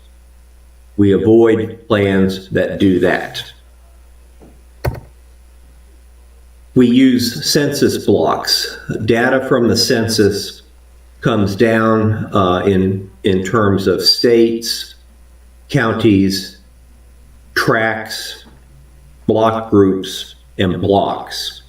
Census blocks are the smallest unit of a geographical shape where population information is contained in that. Sometimes they're block shaped, other times they're not, but they're just called blocks.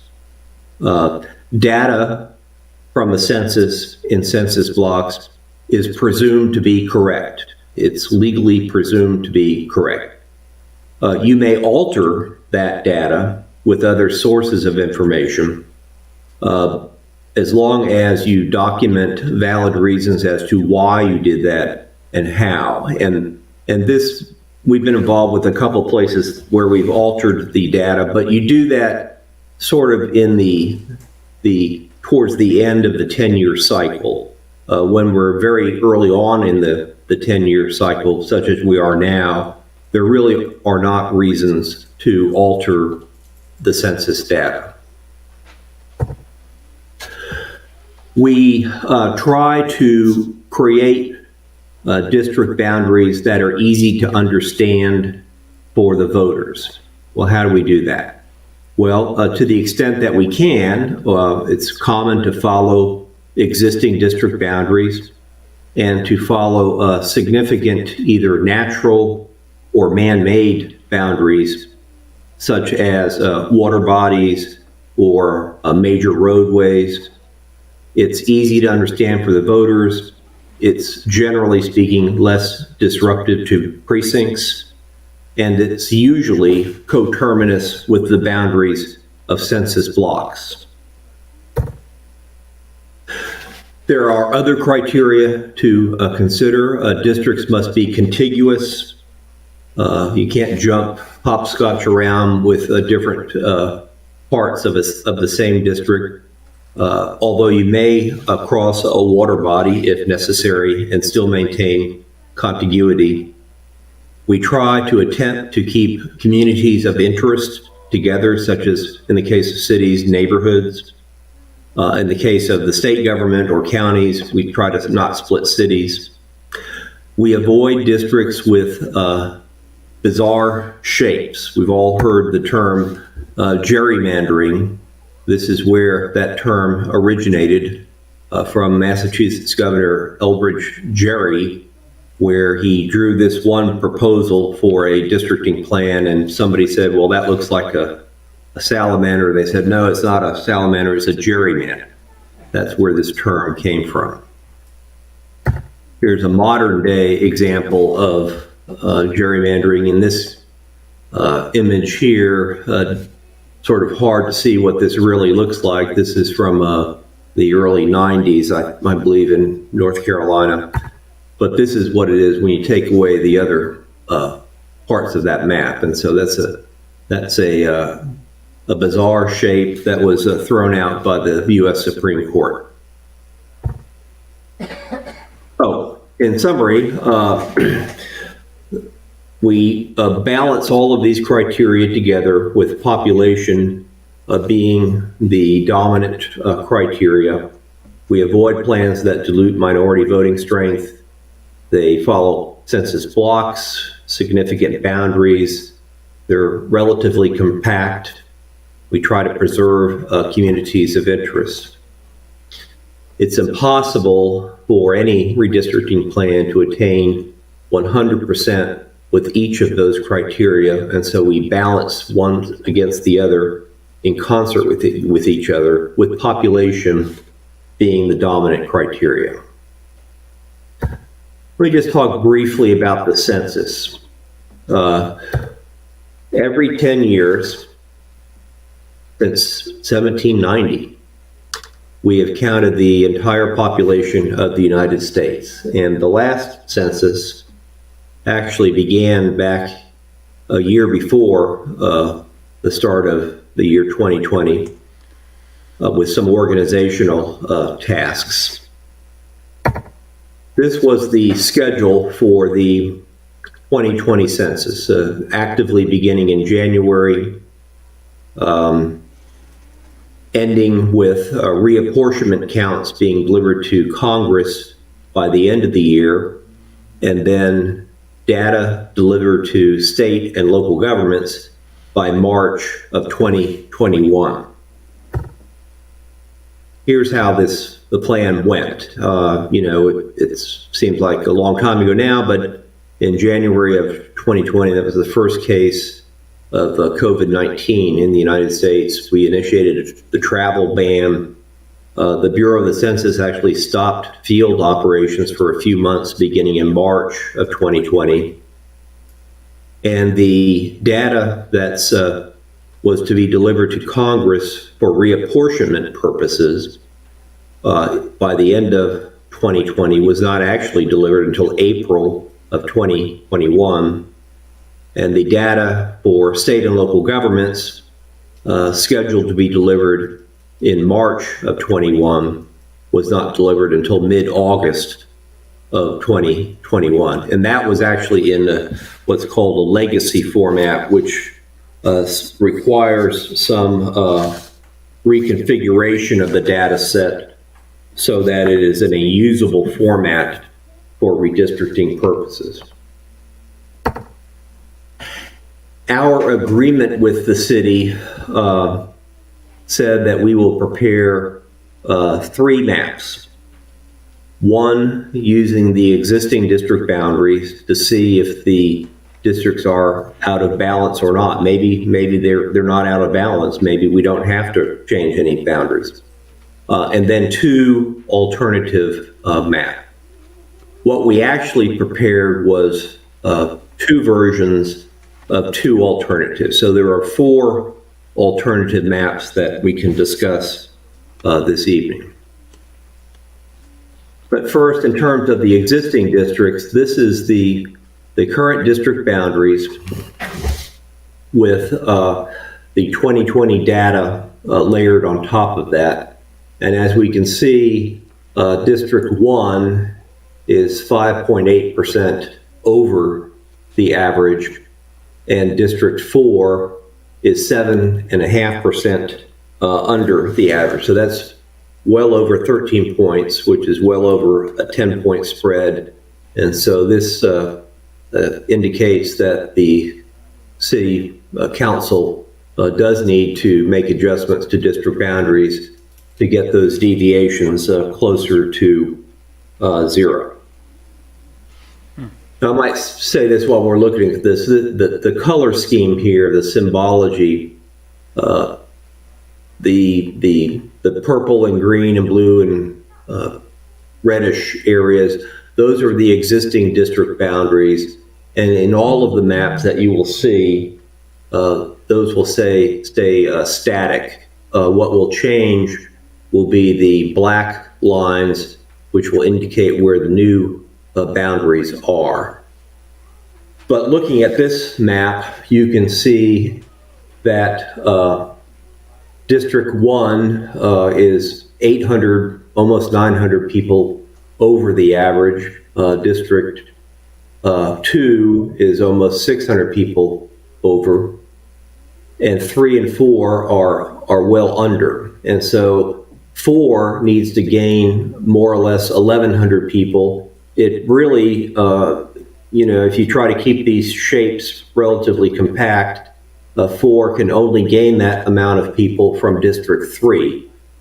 So if we take 1,100 people from District 3, then we add that to the 330 people that District 3 already needs to gain. So it has an effect of sort of, if you were to push the side of a balloon in, it forces the other side to come out. And so these are the sort of the issues that you bump into in the redistricting process. Let me say just a brief word about the column of data at the top of the map. The ideal population is simply the total population of the city divided by 4 districts. The actual population is the number of people that actually live in the district based on the 2020 census. Then deviations in terms of raw numbers and percent. And then we have 3 groups of 2 columns each with regard to race. People have a number of options that they can check off on the census form indicating their race.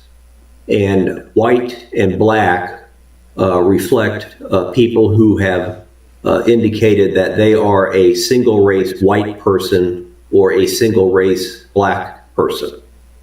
There are, as I recall, 6 categories of race on the census form: Native American, Pacific Islander, and so forth. And so the other population is composed of persons who have indicated that they are not a single race white or black person. Perhaps they're a single race Native American, or they are people who have said, I'm of a multiple racial background. I have 2 or more, 3 or perhaps more racial backgrounds. And so in other includes all of the other races, single race other than white or black, and also people who have said, I'm of multiple racial backgrounds. The last 2 columns concerning Hispanic persons, Hispanic is an ethnicity, not a race. And so when you add up other black and white, you get the total population of a particular district or the city. You would not add Hispanic in there because it's not a race, it's an ethnicity. So the first 2 alternatives that we'll look at are somewhat similar to one another. This is the first alternative, and we can talk about these in greater detail when we jump over to the software. But here, if you can see my cursor, is where District 4 gained the required people that it needed of around 1,100 people or so. And it does cross the Biscayne Canal here in the Griffin Road area. Then the difference here in terms of District 3 is that this particular census block right here, I know has a high number of people that live there. And so District 3 made up its deficit by taking this particular block from District 2. Then we balanced the difference between District 1 and 2 by moving this area here from District 1 into District 2. Alternative 2 is similar to this plan.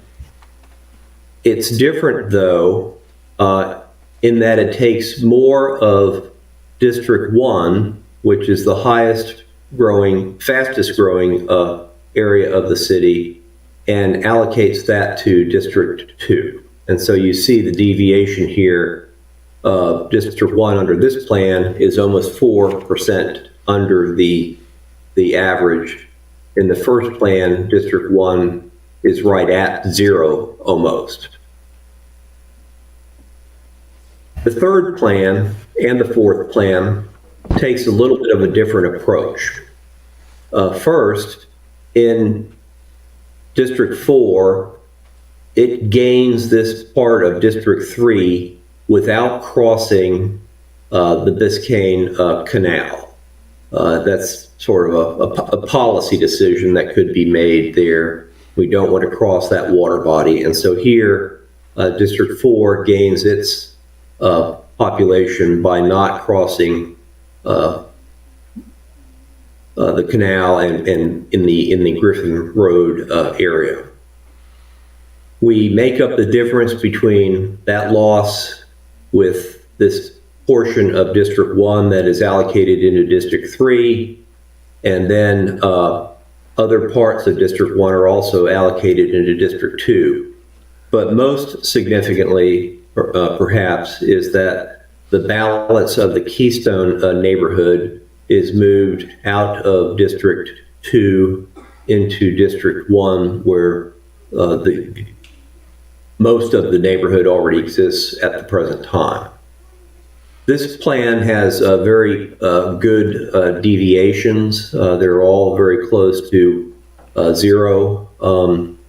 And the last plan is very similar to this, except it takes a little bit more of District 1 and allocates it to District 3, so that District 1 and to a lesser extent District 2 are underpopulated slightly, with, as we know, that District 1 is one of the faster growing areas of the city. So in summary, these are the statistics for the first two alternatives. Remember, both alternatives 1 and 2 and 3 and 4 are similar to each other, with alternatives 2 and alternatives 4 attempting to underpopulate District 1 to a greater extent.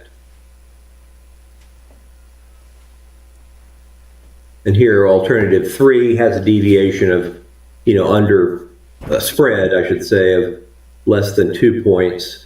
Alternative 4 has a spread of less than 5 points, with District 1 being underpopulated by about 2%. I'm happy to answer any questions, or if Debbie, if you have anything you want to add to that presentation before we jump over to the software. Just real quick, as you all know, we did have some community workshops in February that allowed folks to provide comments. They took a poll, kind of getting their impression of which maps that they want. They weren't unfortunately, we didn't have a lot of attendance, and as you can see in my staff report, it's certainly not at all any sort of mandate came out of that with the low attendance. But it did give folks an opportunity to share with us their thoughts, and everything that came out of that workshop is documented in the staff report. And with that, you can keep going, Mr. Spitzer. Yeah. Is there ability for us to ask a question?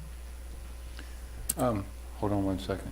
We should probably do, okay. So, is the intent to just approve taking these to the commission board, or are we voting on which alternates we as a committee prefer? My understanding is that we're here to approve one of these maps. If we can't come to a majority opinion on which one we like, we should just deny it. Okay. And let it go to back to the city council.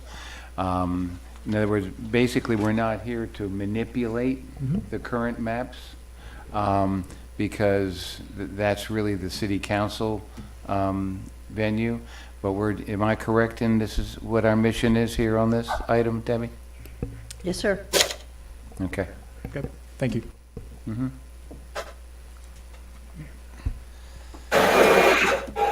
So let's Did you open have, public, did you let's have- open Well, public did hearing. have you all asked your questions of No. Mr. Spitzer yet? Yeah, we're going to open public hearing. Okay, let's open public hearing. Don't see anyone coming, so public hearing is closed. Council discussion? I have a few questions. So earlier in the is he still there? I'm here, yes. Okay, great. So earlier in your opening discussion, you mentioned that draft number 1 and 2 are not that, and you can correct me if I'm wrong, they're not that different. The differences are more shown in 3 and 4, is that correct? Well, I would say that drafts 1 and 2 are similar to each other, and drafts 3 and 4 are similar to each other. They just take a different approach. Okay. And so I can illustrate this here. This is alternative 1, and we talked about the canal and Griffin Road here.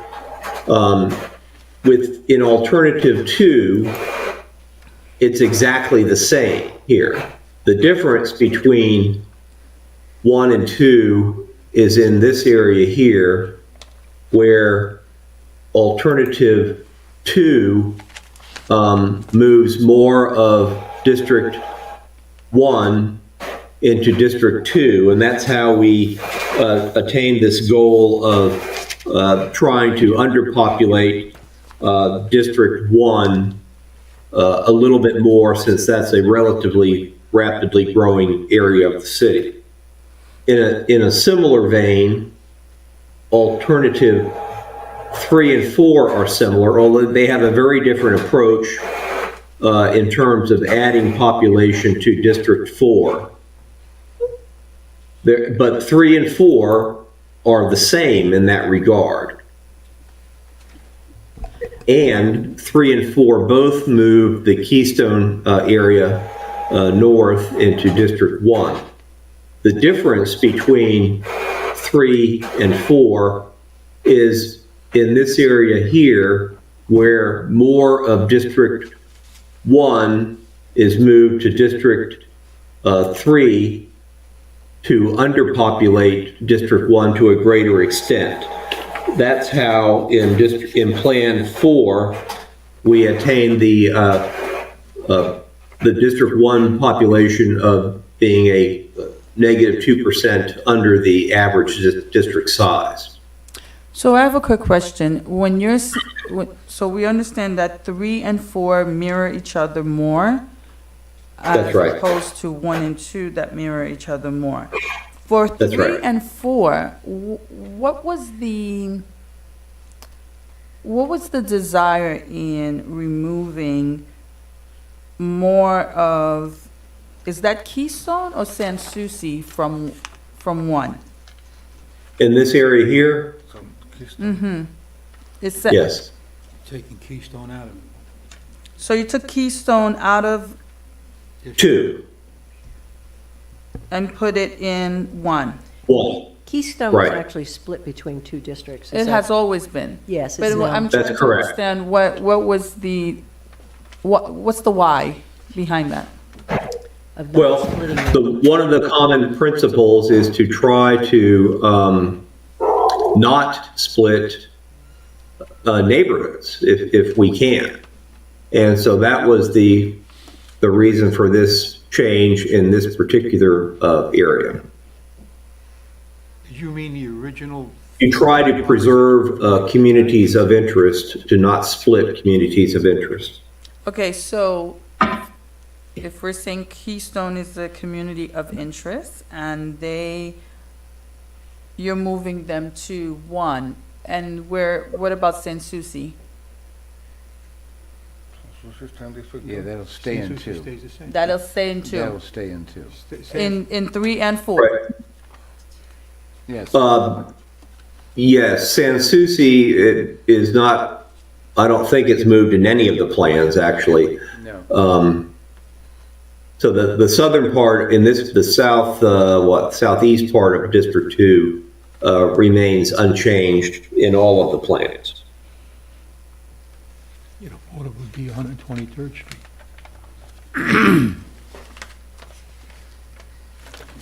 And in 1 and 2, that area where you're bringing a little bit of 1 into 3, is that correct? 1 second. So the Yes, right here. No, I'm sorry. No, in this case, no. In this case, the only part of 1 that gets moved into District 2, In District not 2, into it's District on 3. District 3, correct?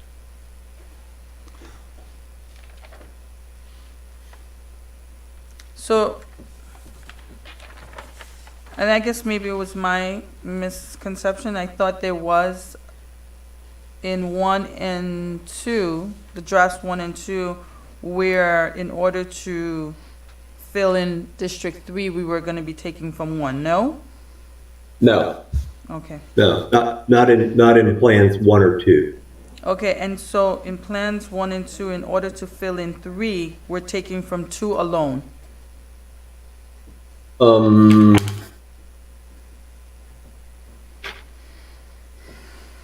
That's correct. Thank you. Okay. Thank you for your I guess, first half of your report. And I am no expert by no means, so I take what you say very seriously. So my one question is, does household income or medium income play any role in your algorithm or Yeah. assessment? Right. No. The plans look at population and race.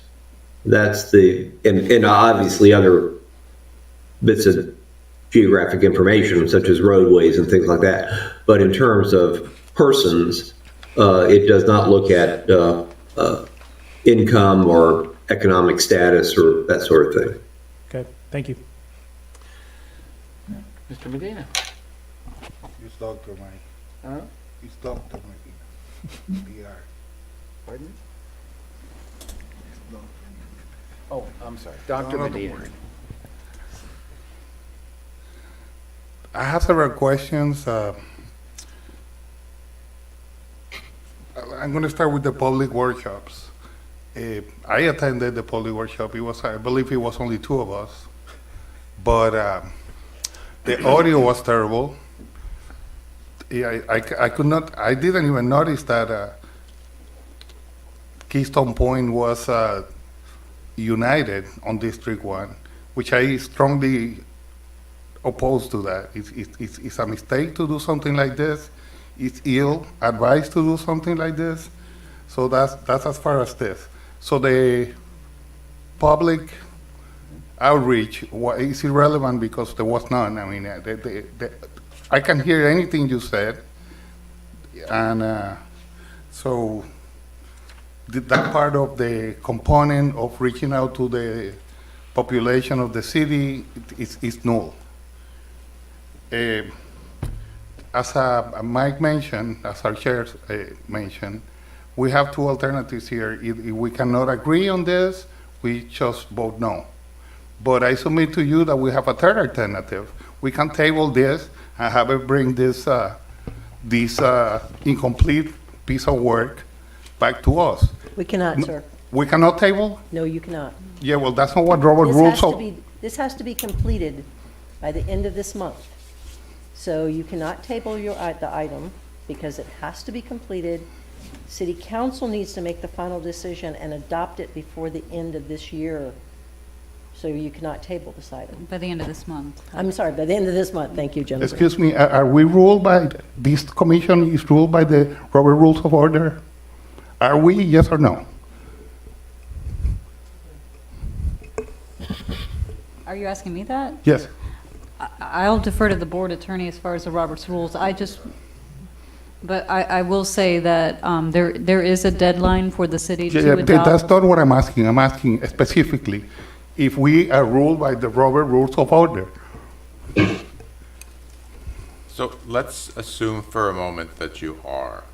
No, we are. So you have discretion to vote as you see fit. However, the city attorney, the deputy city attorney, is telling you that it is important to the city for you to vote on this application in a manner that moves it forward to the city council. And there's very good reasons for that, which I don't think you have yet explained. So it might be worthwhile for you to hear it. So the mandate is not by the city, it is by Miami-Dade County Elections Department. They have mandated that all municipalities within Miami-Dade County redistrict by March 31. They need to re-precinct as part of the elections process, and that's why they've mandated our deadline date. This item is scheduled for adoption by mayor and council for first reading on March 8th and second reading I believe on March 22nd is the second reading for this item. We would really love to have input from the Planning Commission and to have some kind of recommendation to the mayor and council on a map. We will accept a denial of it, if we're not, because the city is not able to stop the process, even if we have to go to mayor and council with no recommendation, which we would not like. We really would like to have the input of the Planning Commission. We really do value your time and your expertise that you bring to the table, especially as a community. But we just, it's not a mandate from the city. It really, the city's hands are tied here. Well, the city staff could have brought this to us how long ago? These numbers are being available since at the end of 20. We're in 22. So you're putting undue pressure on this board to vote in something that is not complete. So I will say that the city staff has worked diligently with our expert, Mr. Spitzer, in the process. As you heard as part of Mr. Spitzer's presentation, there was a delay in the information being provided due to the pandemic. We did provide those numbers as soon as they were available. We did retain the expert to evaluate those numbers, but there is an internal process that also includes community input that we needed to achieve before we brought it to Planning Commission. And part of that process is getting the input from the community and scheduling those 2 workshops. So most of January, February was doing community outreach. This really was the soonest. I was on the community outreach. There was none. Well, I think But no, let me finish this. I don't like to be pressured. We can table this motion. It can be done, period. Because if you don't meet the deadline, that's your responsibility, not mine. My responsibility is to the people of the district I represent, to the people of North Miami. And I think District 1, by putting a Keystone Point, the whole Keystone Point on District 1 is a mistake. The reason the city is balanced is precisely because Keystone Point, the first island, and San Souci, and the rest of central North Miami, which include downtown. That's precisely what brings the balance to the city. You know, and when you put everything on District 1, you will put the more affluent section of the city in one side. So I don't understand why. But correct me if I'm wrong, if you go with correct me if I'm wrong, if you go with option 3 or 4, then that resolves his primary concerns.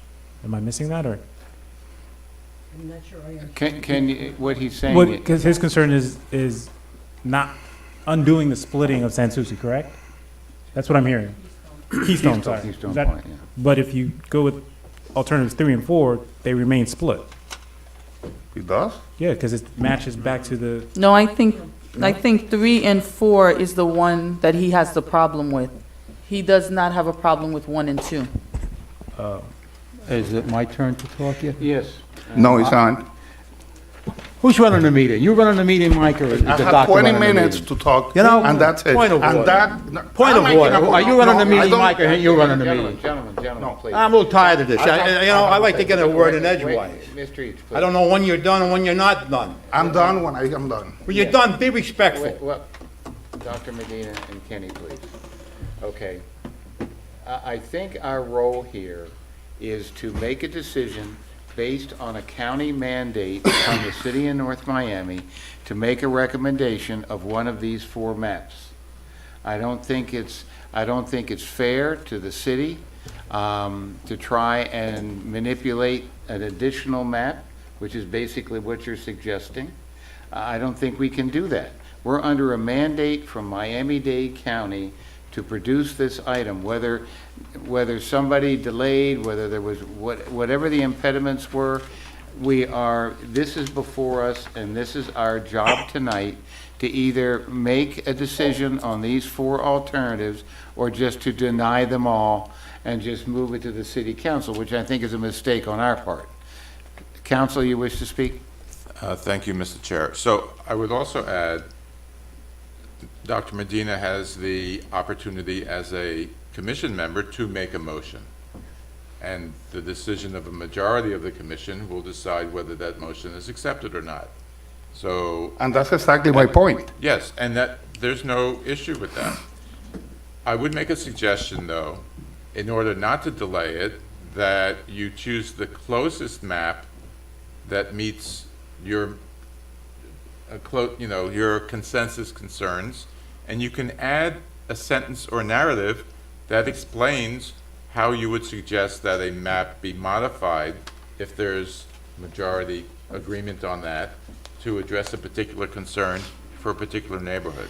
So my obvious intent is trying to move this along to the city council. Yeah, I think that it is the intent of the city council, from everything that I've understood, to select one of these 4. They are done, as I understand it, trying to create an additional map. So I may be wrong, but that's what I understand is their intent. Okay. I think they are sending this to us for us to give them guidance on which one of these 4 they would like that we would like to recommend to add to the information that they've already gathered. But they're going to select from one of these 4. Okay. I mean, they don't have any alternative either because of the time frame. They have to have the 2 hearings during the March to come to, produce a product by the end of the month.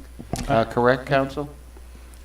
And I'm fine with all that. I guess Correct. graphically, can someone express Dr. Medina's issue? Like, I guess I'm not understanding, and I'll be honest. So can someone? Yeah, the map is Because I think, Yeah. I think part of the problem is that Commissioner Clark did ask the question on the 3rd and 4th map, or on all of the maps, if economics or medium income was considered. And the answer by the gentleman was that no. However, the way that it is being cut out with 3 and 4, as Dr. Medina mentioned, that is exactly what is being happened. That is exactly what is taking place. Well, if you So- look at 1, 2, 3, and 4, they're very, very close. If you look at the streets and where they are, they're pretty close. No. Listen, I'm just saying that Dr. Medina has a valid point. I agree. Yep. And Commissioner Clark raised it, and the gentleman stated, no, that was not being taken into consideration. However, when we do look at 3 and 4, that is exactly what's happening. Now, to move forward, right, and ensure that, as the council stated, that there is a deadline, so we do have a responsibility, and we want to meet the deadline, whether it's our fault, their fault, whoever's fault, there is a deadline. So let's look at 1 and 2, Dr. Medina, to see which one May you're... I get a word in edgewise? Oh, absolutely. I'm I sorry. haven't had a chance to comment on any of this. Well, as soon as Go ahead, she- I'm sorry. As soon as she finishes, you done, Naomi? Mr. Each, go right ahead. Okay. No, I feel a little, I don't know when the good doctor is done speaking, so I asked, He's done anyway, speaking. let's He's get done back. speaking. When we first did this district elections, it was 92, 93, and the reason was that the west side didn't have any representation. We didn't have districts up to about 93. And that's why it was divided up like that. The population was a little bit different. That's why I believe District 1 went into Sans Souci. Now, that whole thing is switched around. And I never quite understood, when we talk about economics, and Sans Souci is a wealthy area, waterfront area, and so is Keystone Point. So now you're splitting it. You're putting more, you're reducing District 1, you're putting that north of 123rd Street. This map isn't clear, it's a little bit confusing. I had to look at this, and I had to call Debbie Love. I said, I don't quite understand the map. And when she explained it to me, what's happened is now, remember what he said, you want to keep the neighborhoods together? Well, Keystone Point is one neighborhood. They got their own homeowners association, so forth and so on, and they're north of 123rd Street, on that side of the canal. It's not, the map isn't very clear. Okay, and then Sans Souci is south of 123rd Street. So that goes into District 2.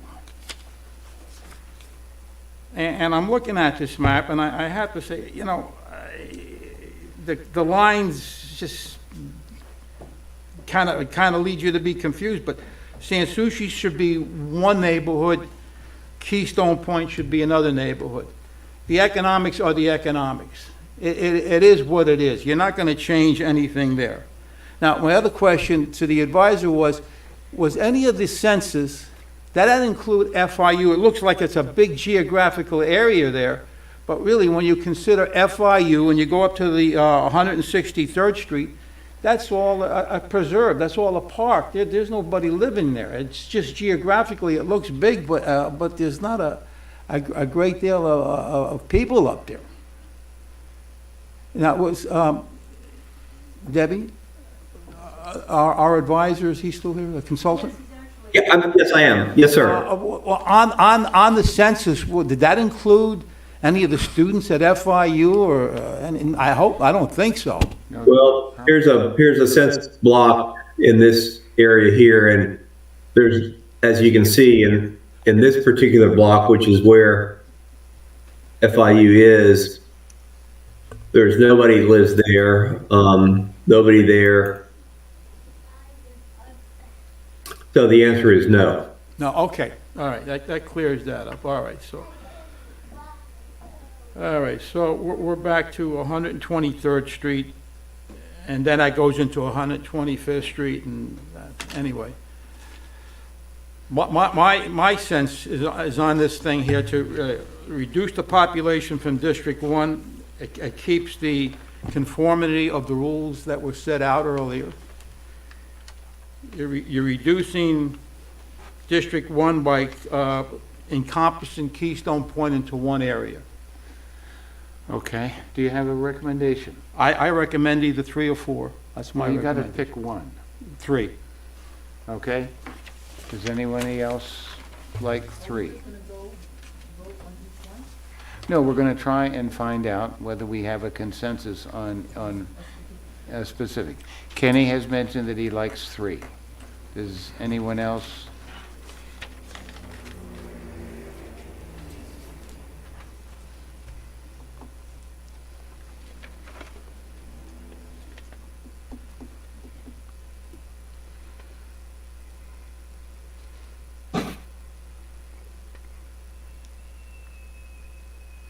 So can I make a question to the KSA, Mr. Chair?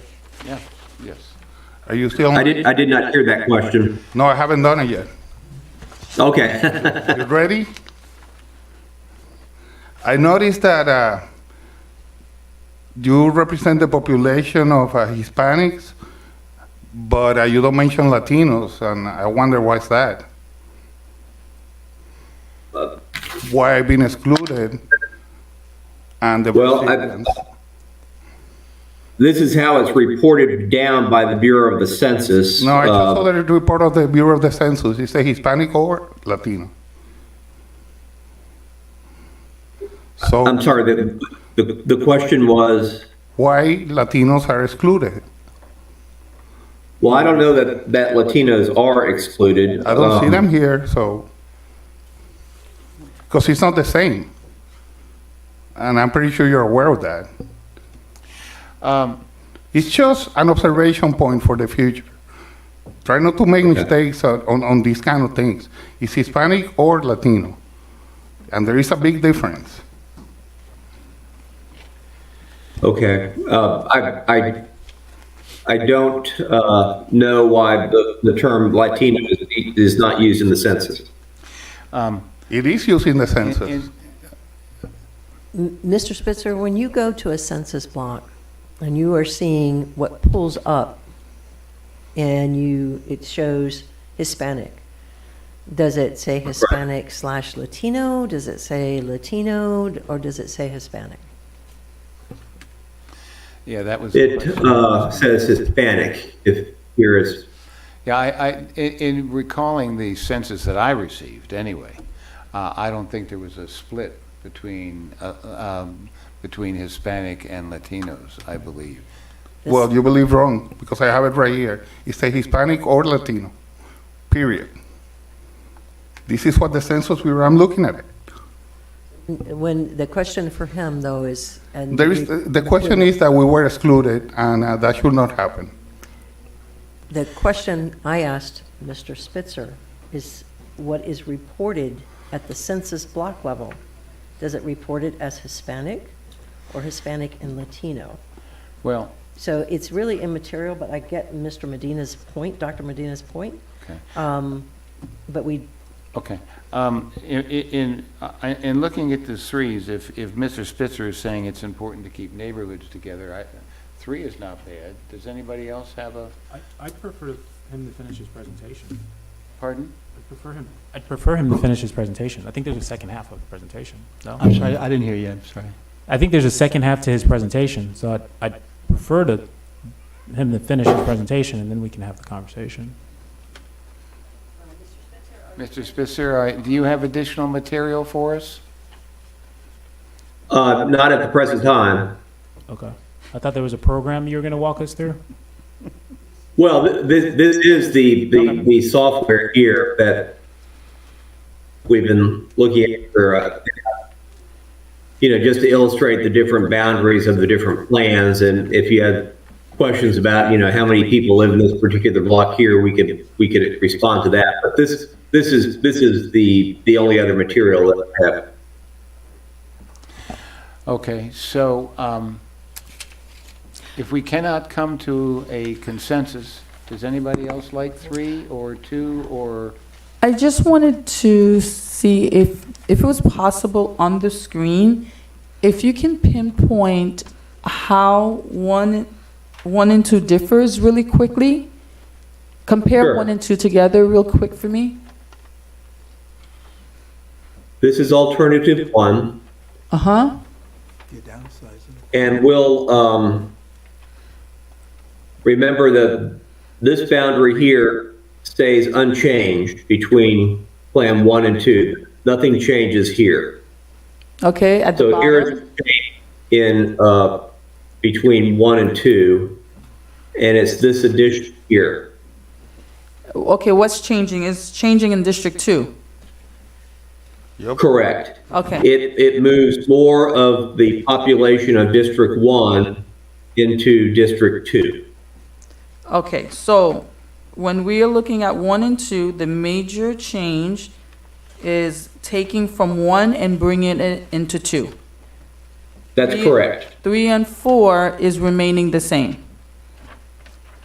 In a similar fashion, 4 takes more population from District 1 and gives it, I believe, District 2 as well. Okay, and this is the reason I'm asking is that since the real issue that we are disputing right now is Keystone, we know that that is only happening in 3 and 4. That's correct. And between 3 and 4, what are the major differences? It's right here. In Plan 4, this area of District 1 is added into District 3. Right? It adds a little bit more population into District 3. Everything else stays the same, unchanged. Okay, so the only thing with 4 is that 4 is adding a little bit to, I'm sorry, in 4, you're adding a little bit from 1 to 3. That's correct. But in 3 and 4, Keystone is removed. That's correct. Okay. So there we have it. So if you're concerned about This is the same in Plan 3 and 4, and this boundary line over here is the same in 3 and 4. Okay, perfect. So if we're concerned about Keystone, 3 and 4 is not an option. It's between 1 and 2. If you're not concerned about Keystone being removed, or a portion of Keystone being removed in 2, then you have all 4 to choose from. Say that again, I'm sorry. Yeah.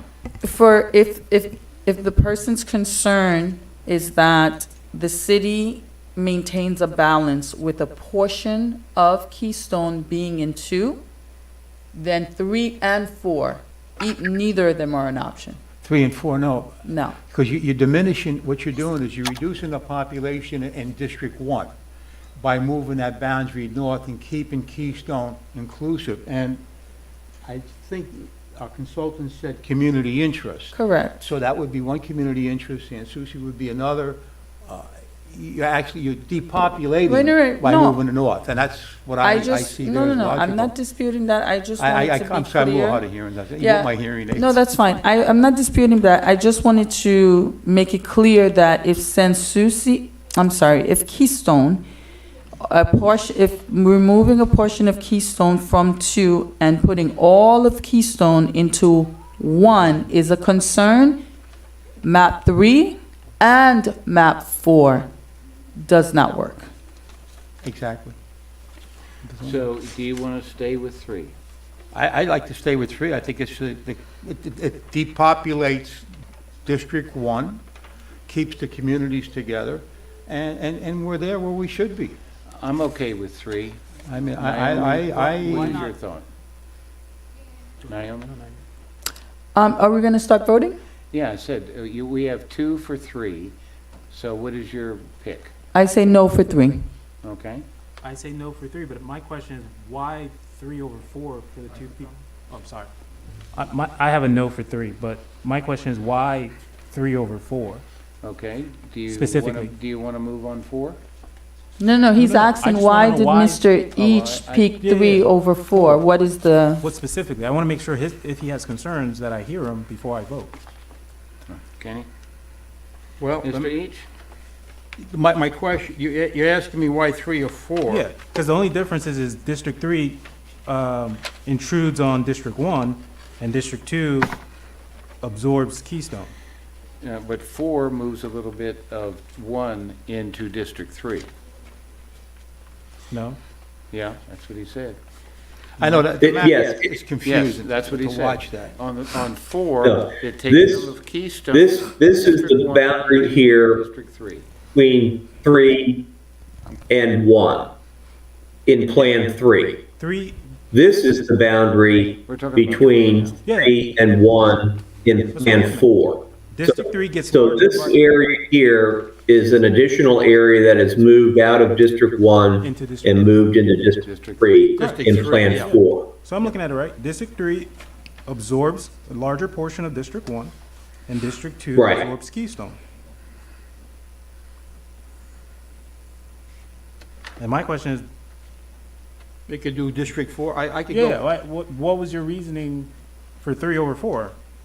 Well, you could go with 4 over 3. I mean, as long, what I'm seeing here is a depopulation of District 1. However you want to do it, if you want to move it west, or you want, it's going to be moved north anyway. I mean, Keystone is going to be one group in District 4, am I correct? Yeah, it's, Yeah. I Mr. mean, Keystone Spitzer, would be its own it's a consolidation community. of Keystone and San Souci would be its own community, it'd be its own district. It'd be within one district. Central City would still be its own community there, either way. I mean, it's, So. there is a would you like to different, there's suggest another 4? difference between 3 and 4, you like to Mr. suggest Spitzer, 4? in the deviation, Uh, correct?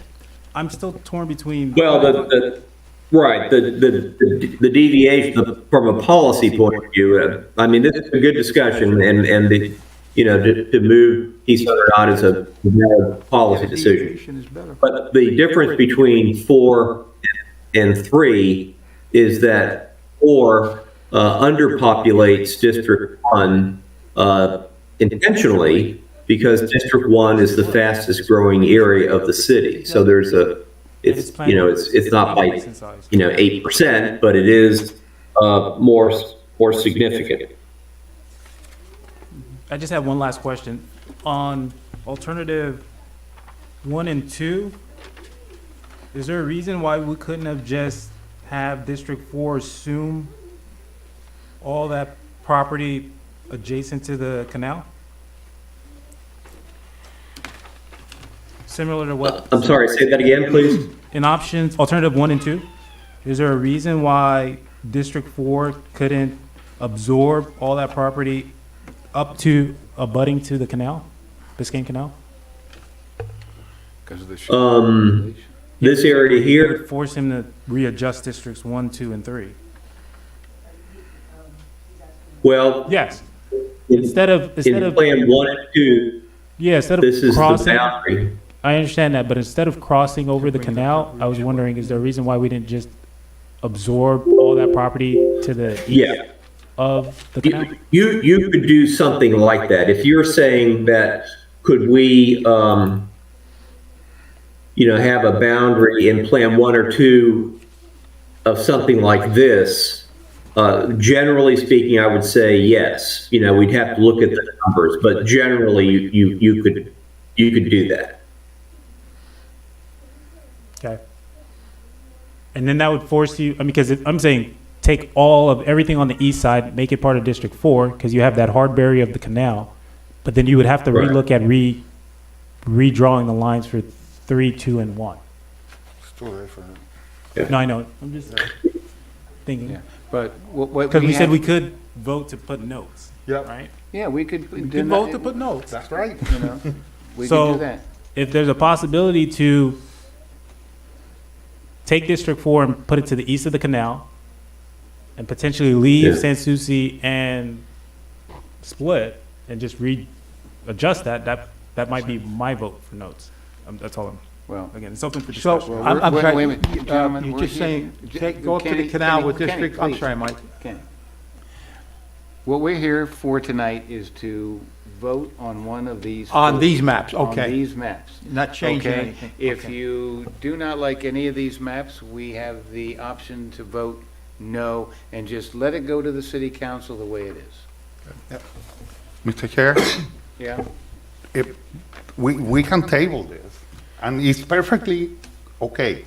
Now, the city staff have encouraged us to either vote no or yes. And I will follow the recommendation because we are in a their timetable is closing on us. So it's everybody's responsibilities and nobody's responsibility as far as I can tell. But the thing is that we have the choice of tabling. We do, and I want to make that crystal clear. We can table it and period. Okay. If it's second and it pass, it's table. Now, this is not my intention. My intention is to make sure that we don't have two alternatives, we have three. So, All right, since we seem to be at a, I'm sorry. Just really quick to the representative, I just want to be clear, between 3 and 4, the only difference is sum of 1 in 4 is going to 3, correct? Yes. An additional part of 1 is going to 3 Is going to District 3, In the 4th map. in the fourth. in the Plan 4, that's right. Okay, and in the 3rd map, Less of District 1 goes into District 3, less, Okay. less. So would you- okay? Would you like to recommend? And then, let's just really, more 2, 3, okay. So, I think we've belabored 3 and 4. Can we just talk about what really is happening in 1 and 2? So if we can vote on a map tonight, we can, move in that direction. So 1 and 2, you mentioned that the most changes is happening between District 3 and 4 on those 2 maps? The changes between Districts 3 and 4 are identical in alternatives 1 and 2. The difference between alternative 1 and alternative 2 is that District 1, more of the district population in this case is allocated to District 2. This is not a proposed map, this is just the data. It's 1. And it's just a deviation. So it's this. So that District 4 is underpopulated as it was in alternative 4. In alternative 2, District 1 is again underpopulated to some extent. Okay, So it's this line. You see how this line changes? This vertical line on 1, and this adds more of 1 into 2. more of 1. No, the population on that big of a deal. 1640. Okay. All right. Thank you. So, thank you, council. So I just want to be clear that in map number 2, you're moving more of 1 into 2, correct? Correct. And then in map number 1, 2 is getting less. From District 1, that's correct. Okay.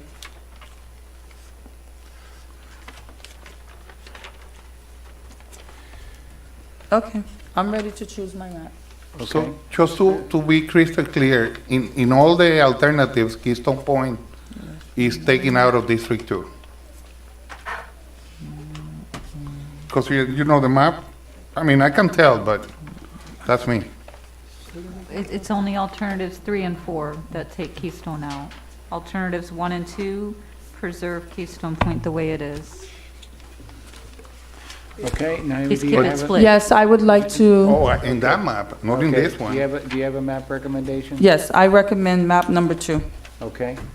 Mr. Clark, do you Mr. have a Chair, recommendation for a map? Mr. Chair, why don't you just let somebody make a motion and see whether, Well, I'm trying for a consensus. Consensus. Okay, I'm trying to shorten the process. I'm not sure it does. Well, I don't know. Mr. Clark, do you have a map?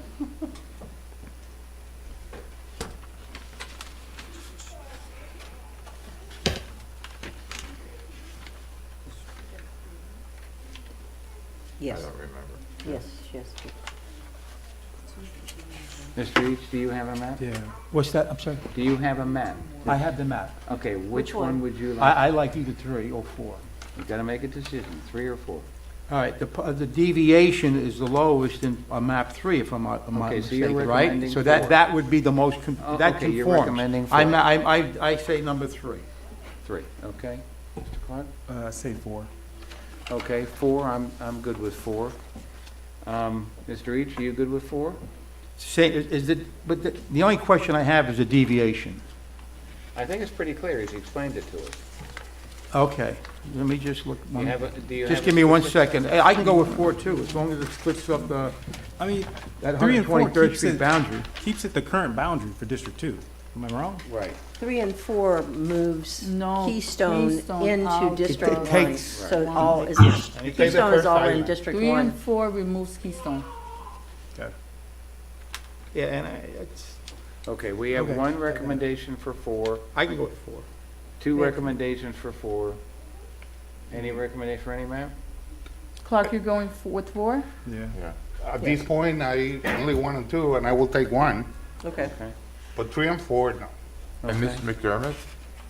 Yes. So we have to make a motion, right? Okay, so, So we're down to 2 then. well, I'd like to make a motion that the recommendation be map 4. Second. No, you have to make. I make a motion that Do we have a accept map second, 4 Mr. or, Clark? Mr. Clark? Do we have a second on No. 4? I'm not seconding it. The hell was that? Just give me, I'm just processing. Give me a second. Just give me a second. I'll vote for 4, no. You'll go for 4? No. Oh, no. Well, we're not voting yet. We're not voting yet. We're Oh, looking you for were someone to just, I second the thought we were amendment. okay, sorry. Yeah. He's still working on consensus. Yeah, simply because we talked about joining groups, but 1 and 2 break up Griffin Estates, I believe it's called. That's true. Can you know what go I'm to saying? 1 So we're and talking 2? about, that's my struggle. It's like we're talking about grouping neighborhoods, but then there's maps that break up neighborhoods, so it's not precisely what we're being told. Oh, let's talk about that. Griffin Estates is being broken up in 1 and 2? It's- I mean, come Portion on. of it is in District 4 and portion is gonna be in District 3. And right now, all of it is in District 3. They were trying to, and I think when you go to 3 and 4, they were trying to keep the canal, west Yeah. of the canal. Which makes sense to me, So but it's not splitting Then that you up. have- In 4, they're trying to keep neighborhoods together. So in 4, the Estates is together and Correct. Keystone is together. correct, Correct. which is the only reason why I think we They're should go trying to 4. keep neighborhoods together. That's what the consultant was saying. I second for 4. I'm sorry? I second for 4. Okay. Okay? Can we have a roll call? Yes. Commissioner Lemire for map 4.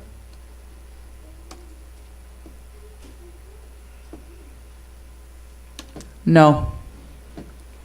Commissioner McDermott, Yes.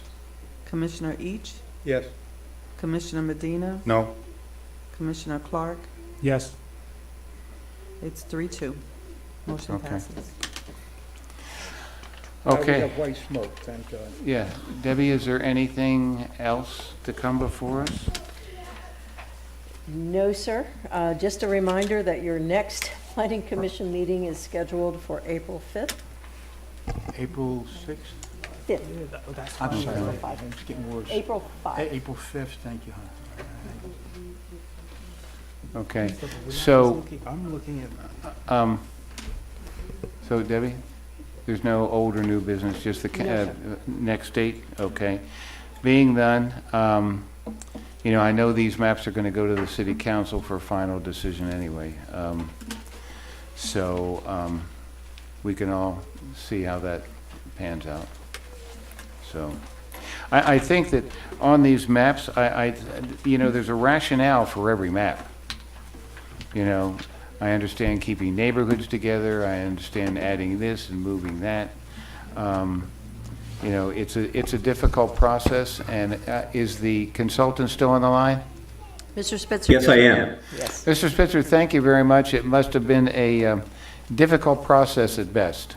So I just have a quick question, Mr. Spitzer. And I really thank Commissioner Clark for specifically talking about the estates, because we were talking about communities, nevertheless, we were more focused on communities that are east as opposed to communities that are west. Now, if the focus was keeping communities together, why is it that there's only one map that actually keep the communities together and you have 4? If that's your focus, how is it that only one actually demonstrates that? Well, there's 2 that do that, right? What's the second one? 3 and 4.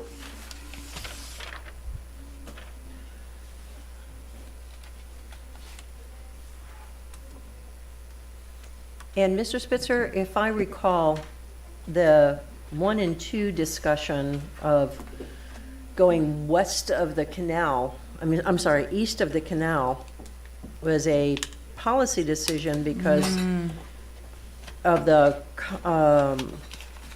if I understood your rationale, can you explain that a little bit?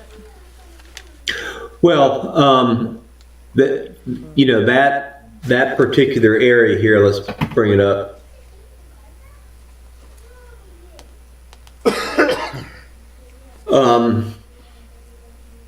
I think this area here, it was adjacent to this part of District 4. We just wanted to keep it, compact, keep the shape compact, and that's why we went down this way. But, this is an iterative process, and along the way, it was, someone said, well, why are we crossing that canal? That doesn't make any sense to do that. So let's try to keep this boundary along the canal to the extent that we can. So that's why this came up like this. So through discussions and you revised it to not go east of the canal is why you ended up with a different alternative map section. That's right. That's right. And in map 4, it actually moves some of 1 into 3. Yeah. Okay, so I think moving some of 1 into 3, I would think is a good thing. Yeah, but what part of 1? I mean, come on, it's like, That's exactly what I part was of gonna say. 1, or you moving into 3? It's, all Right right. here. Isn't that neighborhood more contiguous though?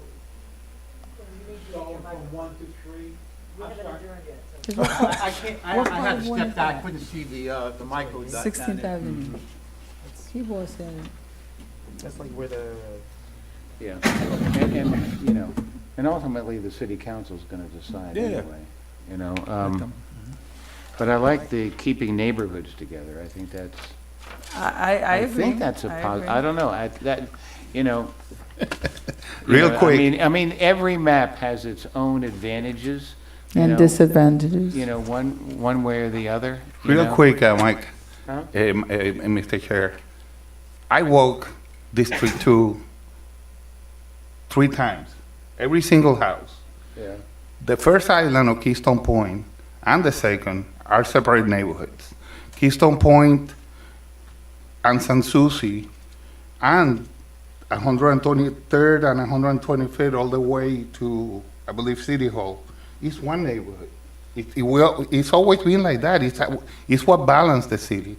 When you take the first island of Keystone Point out of the equation, you are actually separating neighborhoods because we are a very integrated neighborhood. These are my neighbors. I know all of them. I've been to every single house there 3 times, maybe 4.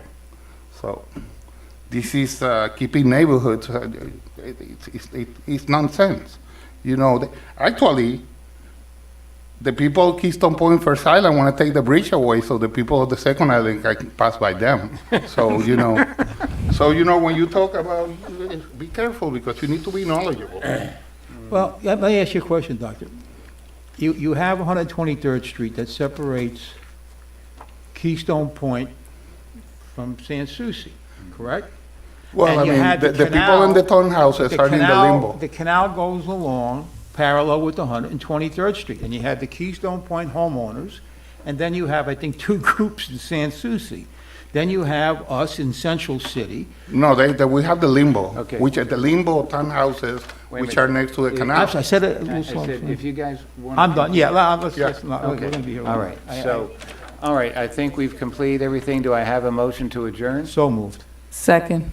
All in favor, say aye. Aye. Aye. Motion adjourned. Meeting adjourned.